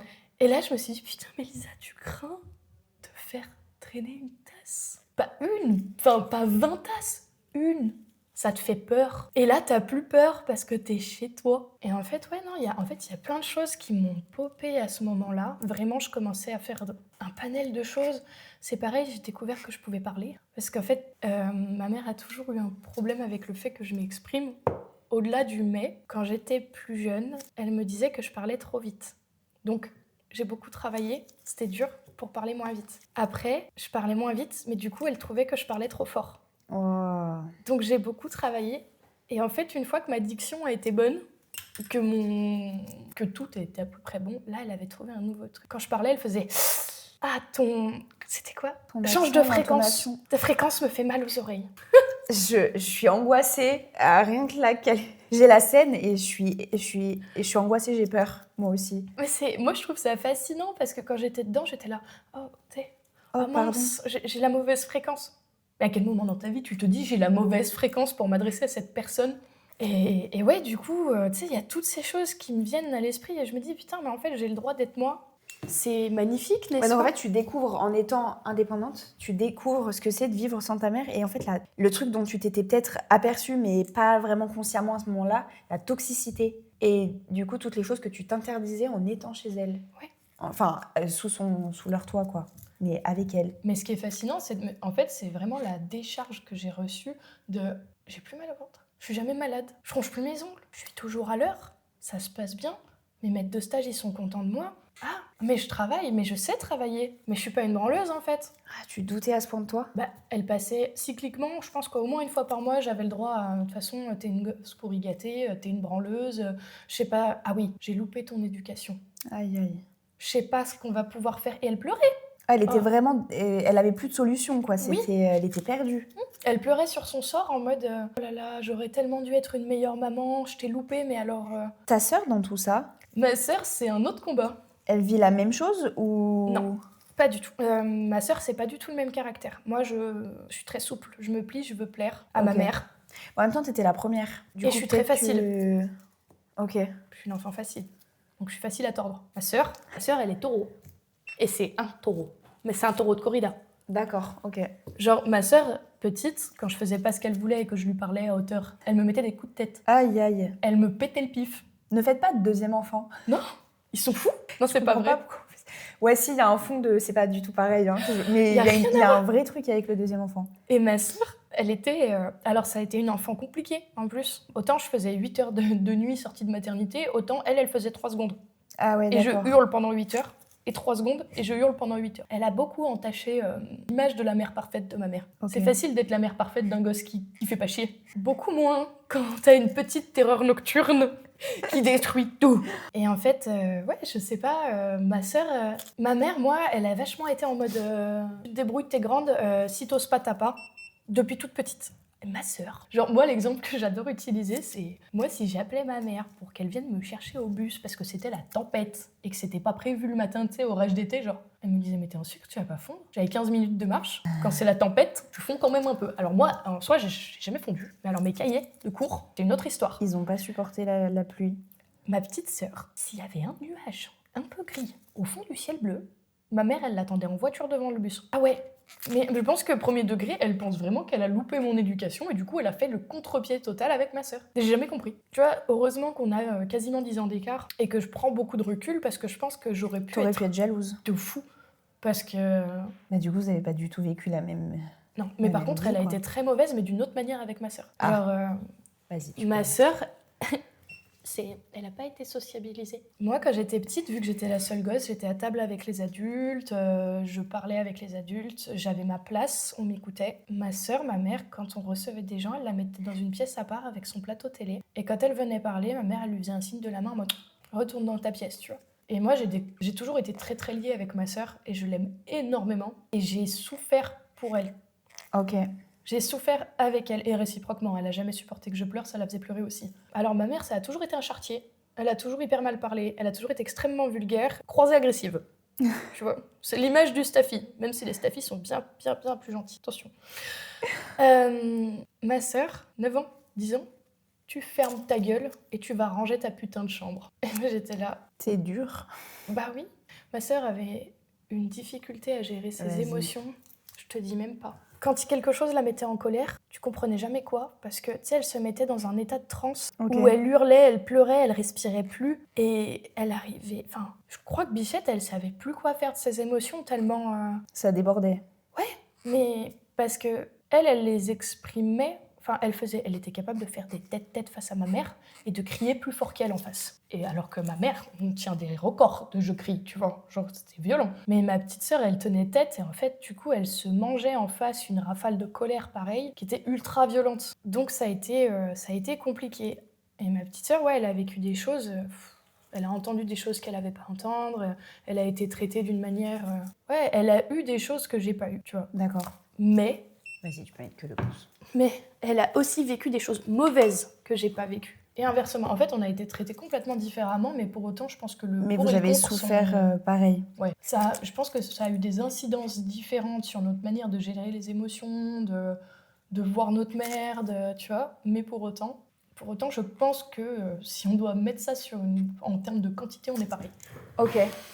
Et parce que du coup, donc toi, t'es chez toi, indépendante, on va dire. Ta sœur, elle est toujours... Elle est chez mon père. Elle est chez ton père. Ah ouais, d'accord. parce qu'attends, on arrive au divorce. Ah oui, d'accord. Donc, l'année de à peu près mes 20 ans, en avril, à l'approche de l'anniversaire de mon père, il faut savoir que moi, j'étais un peu de retour à la maison parce que j'étais en stage à côté. Donc, je vivais partiellement dans la maison, 2 semaines sur 4 en gros, pour mon stage qui était à côté. Je commence à voir des choses qui me font tiquer, à surprendre des conversations un peu cheloues, tu vois. Genre, je rentre dans la cuisine un jour et j'entends ma mère qui, tu sais, elle tournait, tu sais, une façon de marcher, de tourner autour de mon père. Elle rôdait. Elle rôdait, elle disait, ouais, mais si toi, tu veux pas faire partie du voyage, eux voudront bien, machin. Enfin, c'est très mystique, très machin. Et en mode, je te là, ouais, ok. Et en fait, j'avais surpris le truc, j'avais vu qu'elle m'avait pas vu, j'avais un peu attendu, écouté. Et c'était très mystique, son délire. Mais elle parlait clairement à mon père et elle lui faisait clairement comprendre qu'il fallait qu'il fasse partie du voyage, sinon quelqu'un prendrait sa place. Et j'étais en mode, ça pue. Bref, je reprends un truc comme ça, 2 trucs. On va à un vide-grenier un dimanche, Pareil, ma mère fait en sorte d'écarter mon père de moi. Et je l'entends lui dire il nous faut un générateur de secours, il faut qu'on l'achète parce que ça va arriver. C'est pour bientôt. Tu vois. Et j'étais en mode ok. Et en fait, dès que j'essayais de m'approcher, ma mère, elle me mettait en retrait. D'accord. Et je Donc, comprenais tu pas. pouvais jamais exactement savoir de quoi elle parlait en fait. Non, puis dès que je mettais les pieds dans le plat, c'est non, mais ça te concerne pas, t'inquiète, machin, ok. Dans la voiture, au retour de ce fameux vide-grenier, on écoute le CD de Idir. Et il y avait une chanson qui s'appelle Avava Inuva. Et en fait, dans la voiture, ma mère se met à pleurer pour la musique. Et elle dit, putain, je sais pas ce qui se passe, je comprends le kabyle. Et elle dit, je rigole, voilà. mais c'est pas. Non, mais oui, non, mais. Genre, c'est lunaire. En fait, ce que tu racontes, c'est lunaire. Et du coup, j'ai tellement de mal à. J'ai une idée. Et je me dis, est-ce que vraiment c'est l'idée ou... Ah mais tu peux rire. Hein. Imagine-toi dans un Citroën Xara Picasso, un dimanche matin, tu t'es pas moitié réveillé et là, elle te comprend le kabyle, ça sort de nulle part. Tu vois. Tu peux rire. Ouais, il vaut mieux en fait au bout d'un moment. Et du coup, je l'écoute. Et en fait, moi, j'ai déjà beaucoup de recul sur la situation à ce moment-là. Et elle raconte ce que raconte la chanson. C'est con qu'on ait inventé Google en cours de route. Premier degré, ouais, du coup, c'était faux. Enfin, rien à voir avec la choucroute. Mais alors, rien à voir. Donc, j'étais sur Google en mode, ouais, d'accord. Elle dit n'importe quoi. Et ouais, non, de fil en aiguille, ça part en steak. Et en fait, approche l'anniversaire de mon père. Et à mon père, je lui offre à ce moment-là le dernier Stephen King qui raconte, en gros, la fin du monde, il reste plus que les femmes sur Terre. Je sais plus comment il s'appelle. Et en fait, ma mère, elle me dit, ah, t'as pris quoi pour l'anniversaire de ton père, machin. Je lui dis, bah, j'ai pris le dernier Stephen King. Elle me dit, ah, génial, incroyable, faut que tu lui donnes maintenant. Bah non, c'est pas son anniversaire, je l'ai pas emballé, je voulais mettre un petit mot dedans. Non, c'est un ordre, tu lui donnes maintenant. Et j'étais en mode, bah non, je veux pas. Enfin, j'essaye de camper sur mes positions, tu vois. Et là, elle me hurle dessus, ça attire mon père arrive, je vais chercher le livre, je donne le livre à mon père en pleurant, lui disant bah joyeux anniversaire. Voilà. Mon père, il dit bah non, je le veux pas, il est pas emballé. Tu sais, mais en regardant ma mère, tu vois, genre non, je le veux pas, il est pas emballé, c'est pas Tu fini. penses à ce moment-là, il capte que genre c'est elle qui... Bah, il capte qu'elle fait chier. De ça, oui, quoi. il capte tout de suite qu'elle fait chier et qu'il n'y a pas à donner le livre maintenant. Enfin, c'est pas l'anniversaire. Puis il capte qu'elle braille. Donc, et elle braille, tu vas me chercher ce putain de livre, tu vois. Et tu lui donnes maintenant. Mais c'est l'urgence absolue, tu vois. Et je suis en mode... Donc je lui donne son livre qui me rend parce qu'il n'en veut pas. Parce que c'est pas son anniversaire tout de suite et qu'il est pas emballé et que non. En regardant ma mère, genre non, tu vois. Et ma mère, mais tu comprends pas, il faut absolument que tu lises ce livre, c'est ce qui va se passer, il tombe pas là maintenant pour rien, tu en as besoin, faut que tu le lises. Et là je suis en mode, ouais d'accord, ok, c'est bon, elle plane à 2000, elle me fait chier, je suis allée vite écrire un mot dans le livre de mon père et emballé, genre, parce que je voulais absolument qu'il soit emballé la prochaine fois qu'elle me force à lui donner. Et en fait, on prépare... Elle dit qu'elle organise tout l'anniversaire de mon père, il y a plein de choses à faire, parce qu'on a des invités, machin, et elle ne fait rien, elle passe la journée couchée dans un transat au soleil. Et avec mon père, on se dit, bah, les gens arrivent ce soir, on n'a rien de prêt, du coup, on va aller faire, quoi. Donc on se dépêche d'aller faire les courses, d'aller faire tout ce qu'il faut, machin, et ma mère... Vas-y. Je sais pas, elle nous fait un espèce d'esclandre de ouais, j'ai tout préparé, j'ai tout donné pour cet anniversaire, machin. Mais cousine, t'as juste posé ton cul à table à la fin, quoi. Donc non, vraiment pas. Et là, avec mon père, on était bah d'accord. Et là, il y a tous les invités. Bon, on n'est pas très nombreux, tu vois, mais on fait le truc. Et en fait, moi, à cette époque-là, ma chambre donnait sur le pré. Du coup, à cette époque-là, j'ai mon cheval.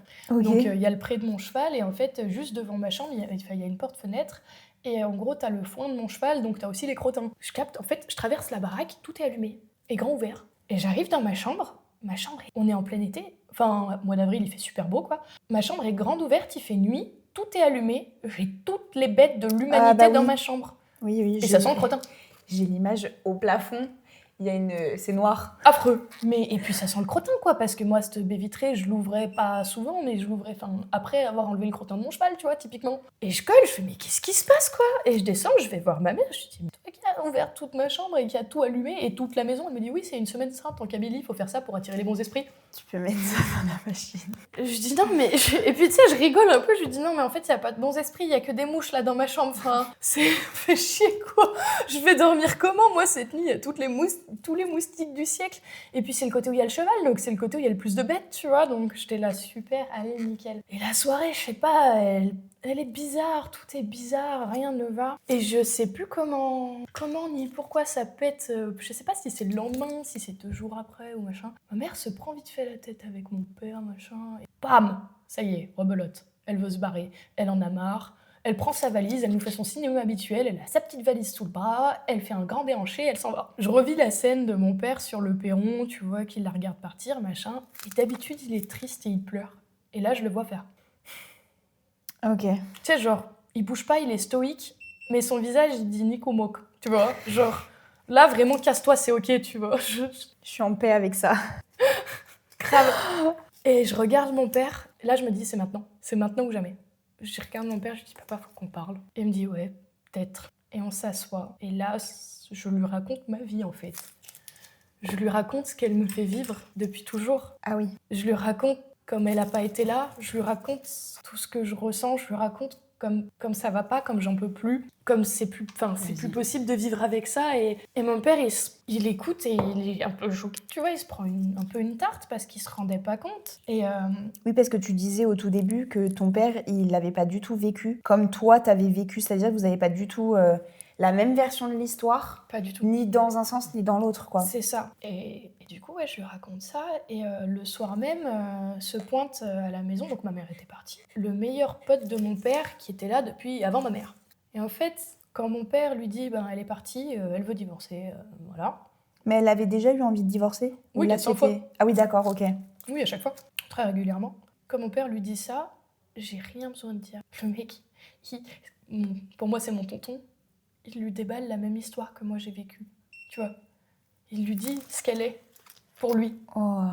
Et il lui dit comment elle traite tes filles, comment elle traite les gens autour de toi.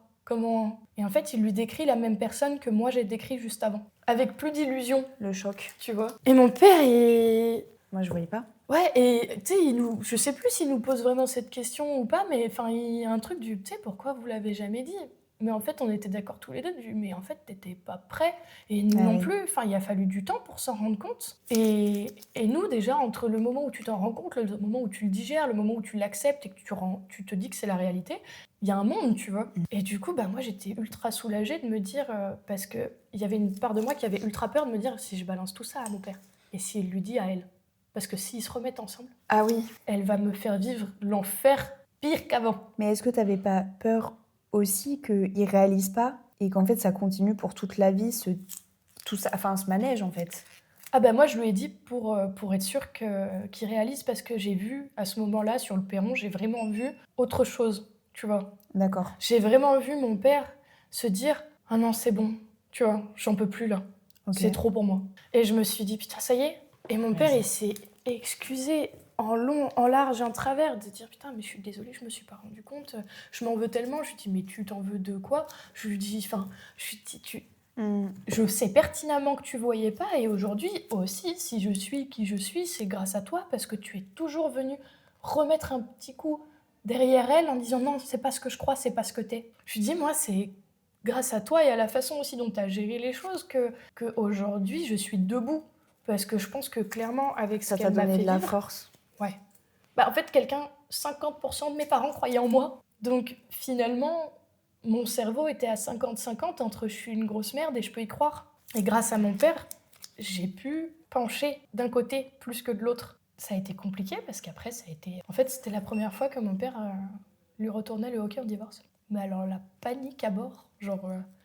Parce qu'elle, elle l'avait dans la poche.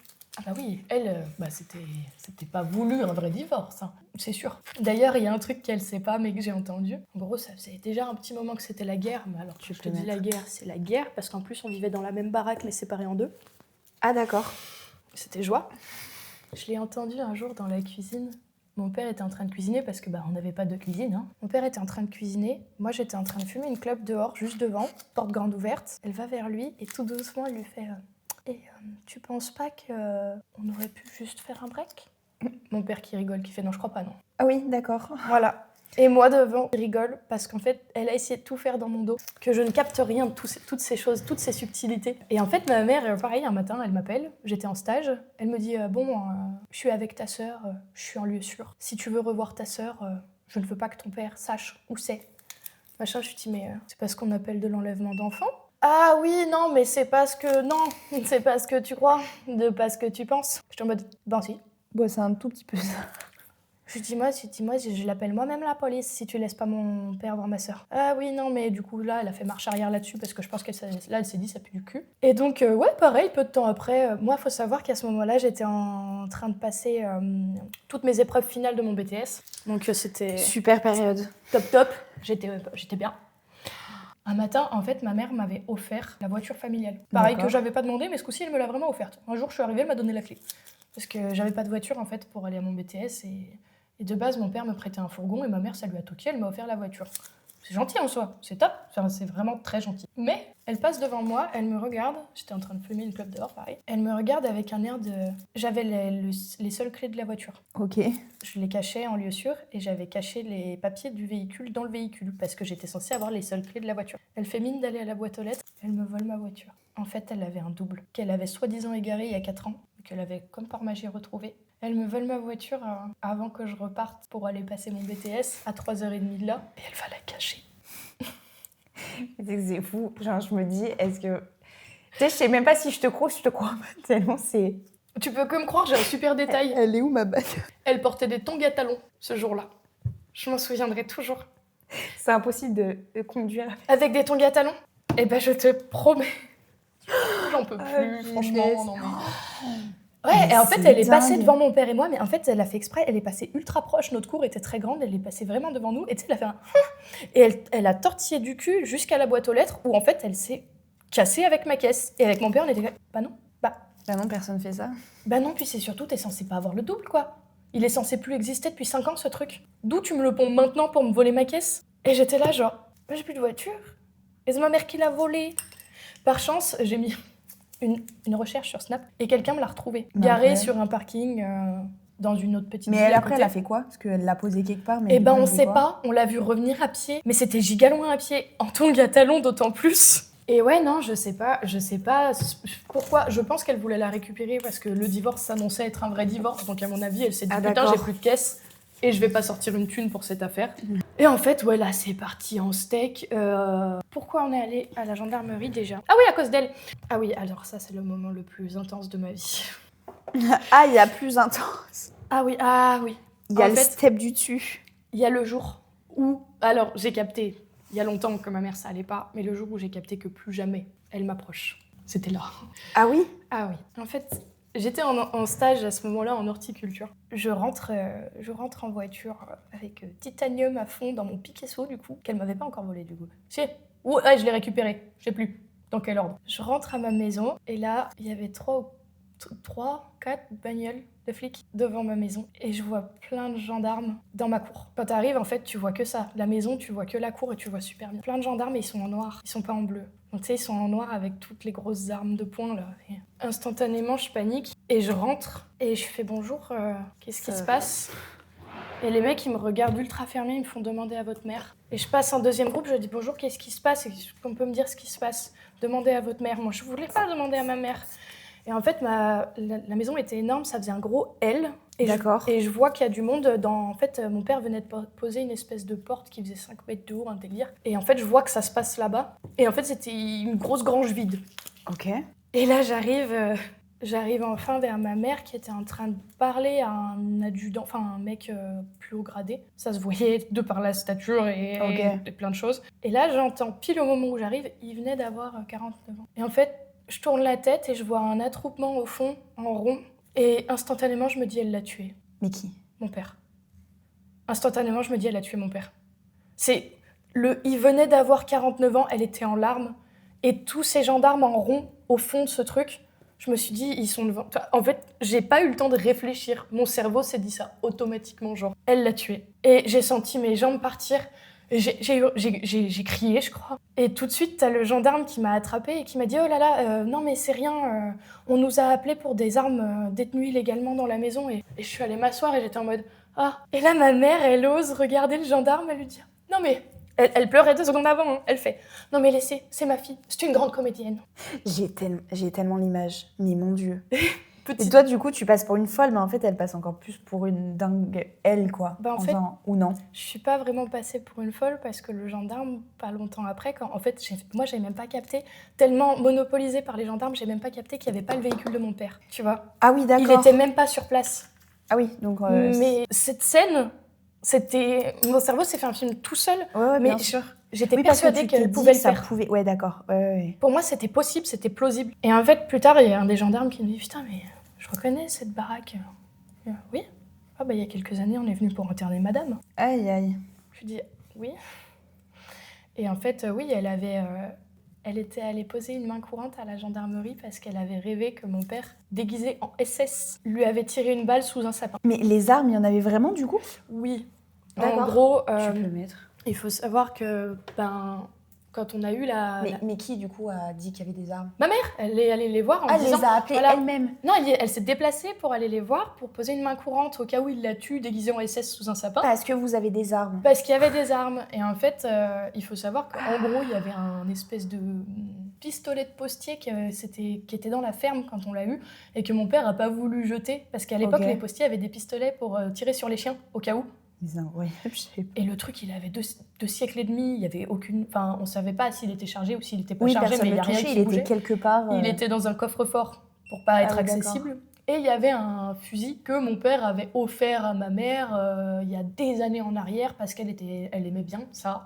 Et que voilà, et mon père avait depuis très longtemps, suite à la bipolarité, caché les cartouches dans un endroit dont ma mère ignorait l'existence. Donc, oui, il y avait des armes, c'était vrai. Et en fait, oui, mais les gendarmes, c'était carré, quoi. C'était carré. Enfin, moi, mon humble vie, les armes dans une maison de bipolaire, c'est pas carré. Mais non, du coup. Maintenant que tu le dis... Mais dans tous les cas, je suis pas OK avec les armes dans tous les cas, mais c'est vrai que nous, mon père a tiré une fois sur un bidon pour voir si le fusil marchait. D'accord. Voilà. Et du coup, de toute façon, ils les ont récupérées, elles ont été détruites, voilà. Mais ouais, le gendarme nous a regardés, il nous a dit « Ah ouais, mais je comprends mieux la déclaration maintenant que je fais le lien entre la personne que j'ai internée il y a des années et la déclaration d'un homme déguisé en SS dans un rêve. » Il dit « Mais on est obligé de se déplacer, en fait, pour... bah oui, parce que s'il y a le moindre problème... Ouais. Pour des armes, on est obligé de se déplacer dans tous les cas. Et voilà. Et c'est vrai que ce jour-là, je me suis dit, putain, mais en fait, si tu la crois capable de ça, il n'y a plus rien à en tirer, quoi. Tu vois, c'est stop. Et après ça, elle a fait plusieurs fois... Enfin, j'ai eu plusieurs fois les appels des gendarmes parce que elle a fait preuve de violence auprès de mon père. Elle essayait de le pousser à bout. Mais ils étaient toujours pas vraiment divorcés, là. Enfin, du coup, ils n'étaient pas encore divorcés. Ils ont jamais divorcé. Ah si, ils ont enfin réussi, mais je crois que ça fait 1 an. Ah oui, d'accord. Et ça date de 2018, là, ce que je te raconte. Ah d'accord, Donc, ok. Mais en fait, on a vécu 1 an sous le même toit. D'accord. Avec la maison séparée, mais 1 an sous le même toit. Où ma mère, elle a fait des trucs... voilà, je me suis retrouvée... au début, on n'avait pas de verrou pour se fermer de notre côté. J'ai trouvé des photos de moi endormie dans mon téléphone. Elle est déjà venue me réveiller... un peu comme quand j'avais 5 ans, tu vois, en me disant des trucs improbables. Et ouais, non, elle a fait plein de trucs un peu chelous. Pareil, les gendarmes m'ont appelé une fois. « Bonjour, vous êtes bien la fille de monsieur et madame, machin ?» Oui. Alors, juste une question comme ça. De votre père ou de votre mère, vous pensez que lequel est potentiellement violent ? Ma mère, pourquoi ? Non, c'est ce qu'on se disait aussi. Parce qu'elle nous a appelés parce que votre père est censé l'avoir giflé, mais c'est lui qui a une trace. Elle est débile des fois, genre. Il avait une fat trace malgré la barbe. Il avait la grosse trace de sa main. Et en fait, ma petite sœur était là et elle a vu que, non, en fait. Genre, c'est ma mère qui a frappé mon père, pas l'inverse. Mais elle a appelé les gendarmes en mode « mon mari m'a tapé ». Et cette période-là, ouais, ça a été compliqué. Et moi, ma mère, elle a beaucoup essayé de me rallier à sa cause.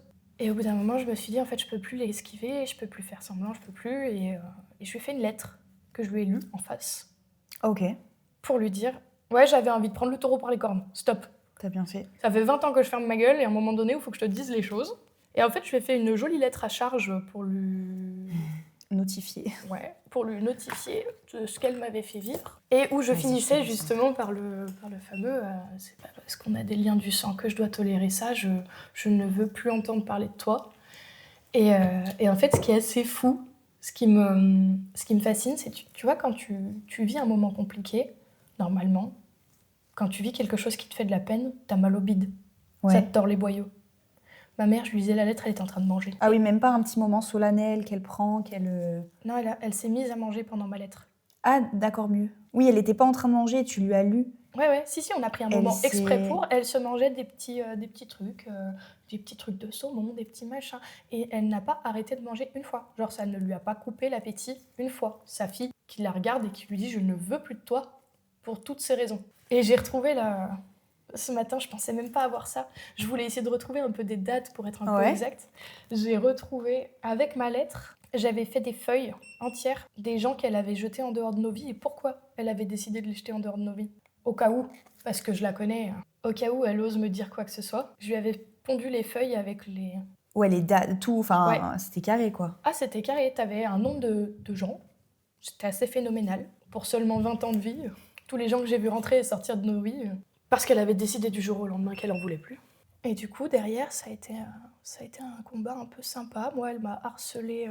Quand on vivait encore tous dans la même baraque, elle me suivait à chaque porte. En fait, elle nous suivait, elle nous harcelait. En fait, elle cherchait à nous pousser à bout, constamment.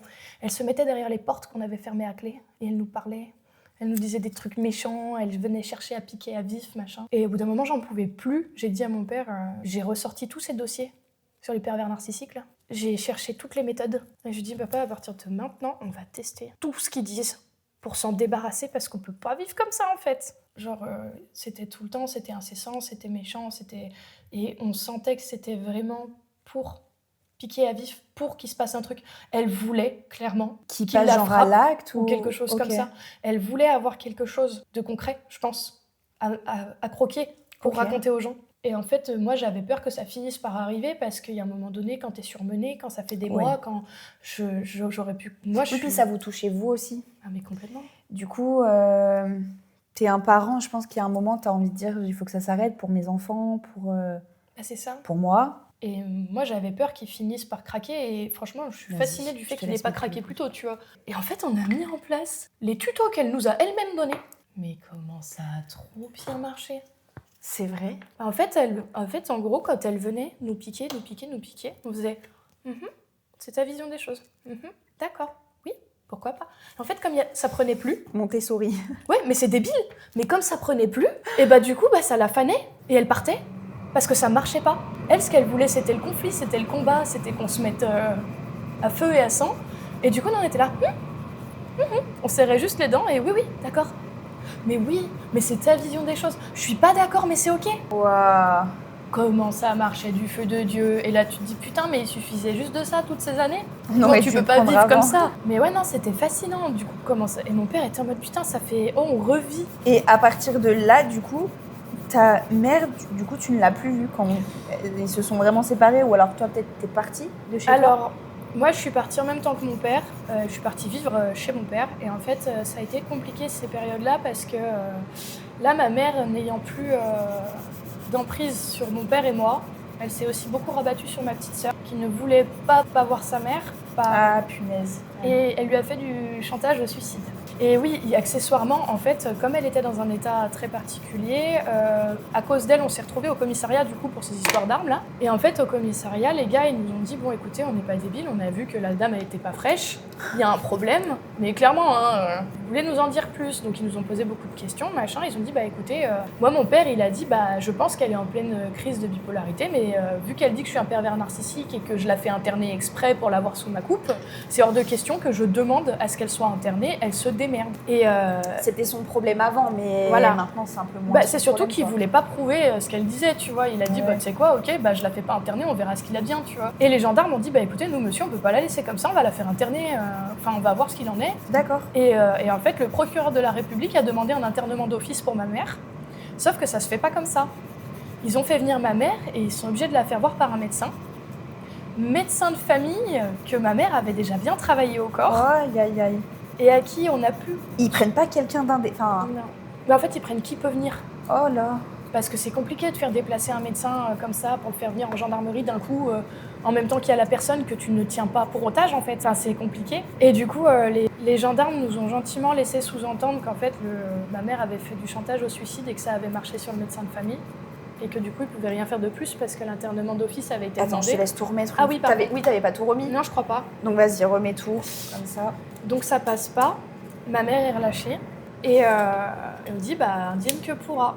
Parce que normalement, en crise, elle montait jusqu'à exploser en vol, tu vois. D'accord. C'est un peu le concept. Sauf que là, j'ai commencé à capter qu'il lui restait quand même pas mal de cohérence. Je la trouvais pas comme d'habitude. Genre pas en crise de d'habitude, quoi. Ouais. Je trouvais qu'il y avait des choses qui tombaient étrangement trop bien. Je sais pas comment classifier ce sentiment, mais on aurait dit que les choses étaient quand même réfléchies, quand même pensées, ça partait pas tant dans tous les sens. Il y avait les délires mystiques, il y avait un effet de partir dans tous les sens, mais tout semblait coïncider, organisé. Et en fait, ma mère, un jour, je me souviens qu'elle avait dit « je prépare ça depuis des années ». Et là, je me suis dit « mais si en fait c'était une fausse crise, si c'est pour ça qu'elle essayait de faire en sorte que je sois jamais là, que j'entende pas, que je comprenne Donc la crise, pas de la foi des gendarmes, la foi celle-là. Ah non, si, celle-là. La toute dernière avec okay. les gendarmes, machin. Je me suis dit, et si en fait depuis le début tout était calculé et qu'elle essayait de faire mettre mon père dans une situation de merde, de fou, elle cherche à le pousser à bout de cette manière. Qu'elle me cache les choses volontairement, qu'elle essaye de m'écarter à chaque fois qu'elle lui parle de délire mystique, de trucs comme ça. Qu'à chaque fois que moi je lui dis c'est de quoi tu parles, tu vois, non mais rien du livre que j'écris. Genre si elle avait été en vraie crise, à mon sens, d'habitude, elle m'aurait dit mais c'est parce que les extraterrestres arrivent, tu vois, enfin, elle alors aurait que continué. Là il n'y avait pas de suite. Bah en fait c'était que pour mon père. D'habitude moi je le vivais aussi, tu vois. Elle c'était pour nous deux, on en mangeait tous les deux, du mystique, du machin. Et là c'était tout cadeau pour mon père. Et c'est pareil, ce double des clés qui réapparaît bizarrement. Mais non, mais attends, ça fait 5 ans que tu l'as perdu, ce double des clés. Non, c'est bizarre. Tu peux pas l'avoir retrouvé là maintenant. Ouais, c'est pas cohérent. Il y a quelque chose qui me dérange. Et le fait qu'elle ait réussi à être suffisamment stable aussi face à un médecin et lui faire gober que c'est OK, parce que c'est peut-être OK en fait. C'est peut-être complètement OK. Peut-être que tout ce qu'elle veut, c'est prouver que mon père la met en internement alors qu'il n'y a pas lieu d'être. Elle veut peut-être prouver par le faux que c'est réellement un pervers narcissique, tu vois. Quitte à faire toute une mise en scène de fou. Je sais pas si c'est vrai, tu vois, ou si pareil, je me fais un film. Mais déjà, d'habitude, ces crises sont à peu près tous les 10 ans. Là, c'est marrant, il y avait même pas 4 ans d'écart avec la précédente. Ah oui, alors que c'était vraiment cyclique, c'est attesté. Tous les 10 ans. C'est 18, 28, 38, ça aurait pas dû être là. Et non, il y a trop de choses. Moi, le fait elle m'ait écartée, qu'elle ait dit les choses dans mon dos, que machin. Est-ce qu'elle est assez poussée pour aller jusque-là? Je ne sais pas. C'est intelligent en tout cas. Bah, ce serait très malin, oui.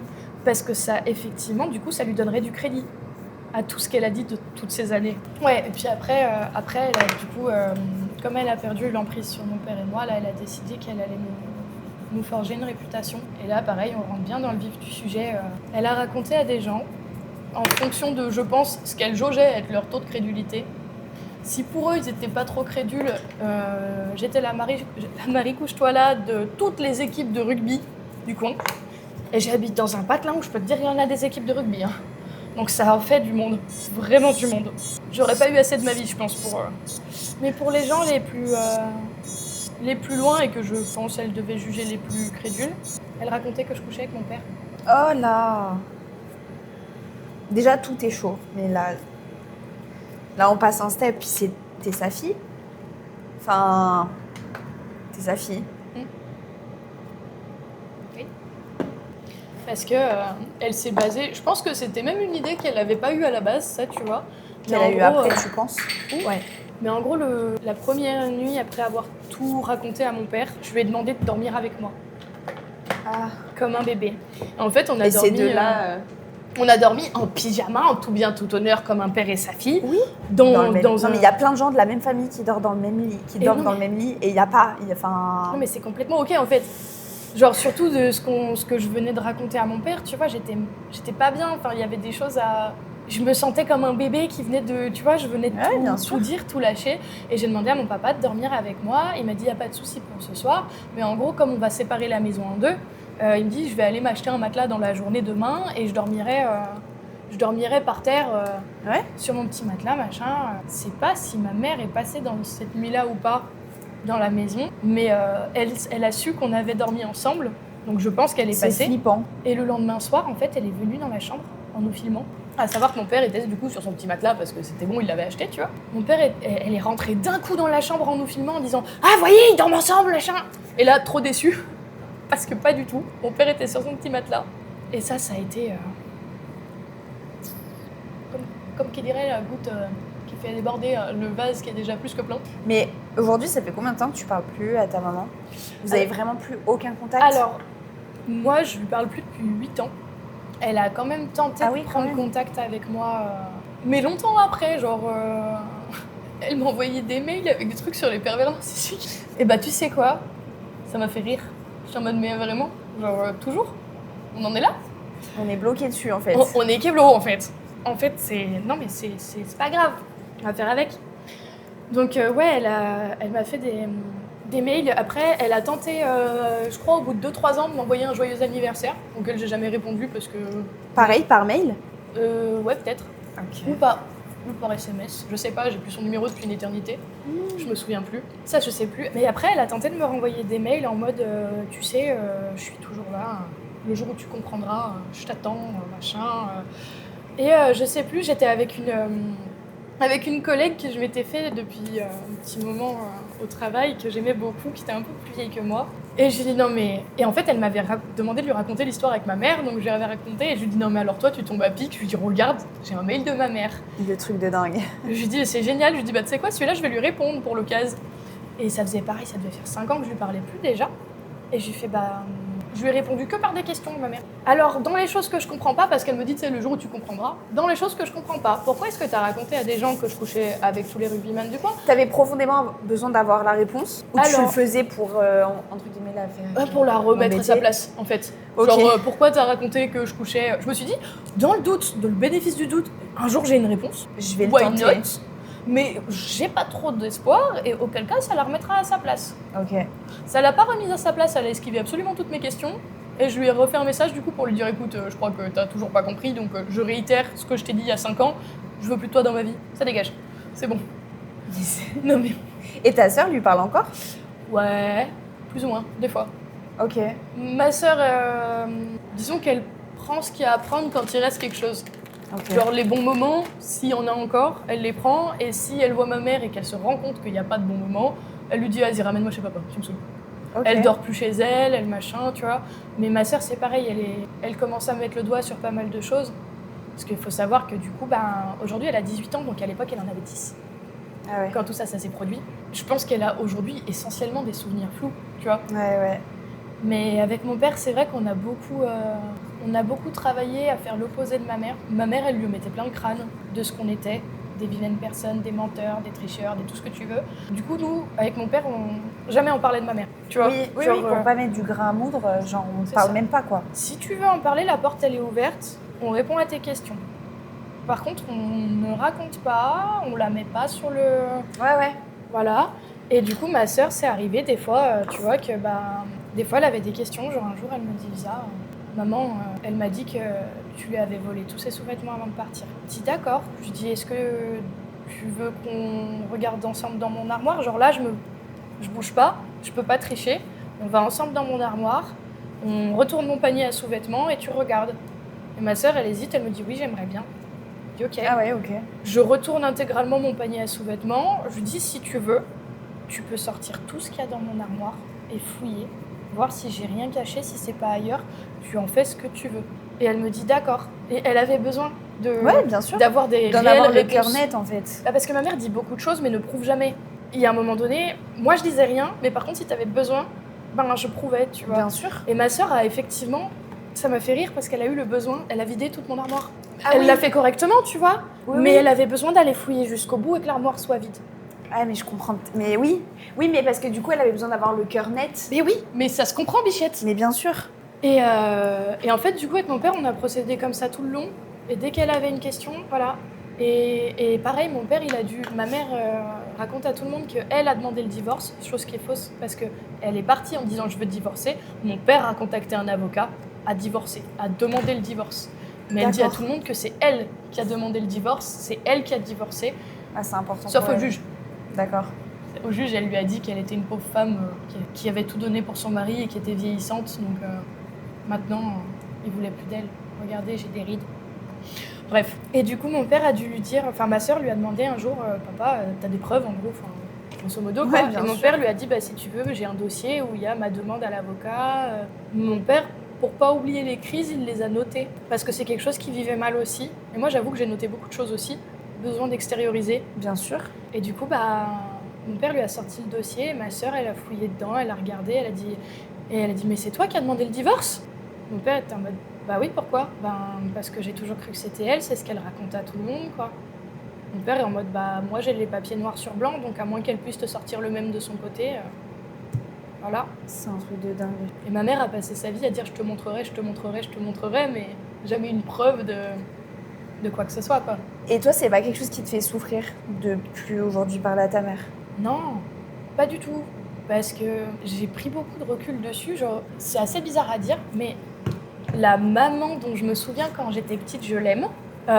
J'ai des bons souvenirs sur lesquels je peux être nostalgique et rigoler. Mais tu sais, une bonne nostalgie, pas de la tristesse. Parce que ma mère, ça a aussi été quelqu'un de très marrant, de très drôle, de très jovial, avec qui j'ai passé des bons moments, avec qui j'ai eu des giga fous rires. Ouais. Et ces moments-là, genre, tu vois, là, quand j'y pense, je les chéris. Genre, c'était génial à vivre. Ouais, tu les prends pour ce qu'ils sont, quoi. Exactement. Mais pour autant, genre, je n'aime plus ma mère depuis déjà au moins 8 ans. Quand je raconte les souvenirs, je peux avoir l'émotion du moment qui remonte. Mais sinon, tu vois, j'ai pas de rancœur.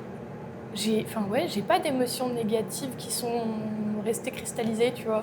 Ok. Je prends du recul et je suis fière d'avoir réussi, tu vois. Parce que tu te sens mieux depuis que t'as fait ça. Ouais. Bah en fait, je me sens légère. Je me sens... Enfin, ma vie est extrêmement douce depuis que j'ai plus ma mère. Et du coup, je suis ultra sélective aussi sur les gens de mon entourage parce que...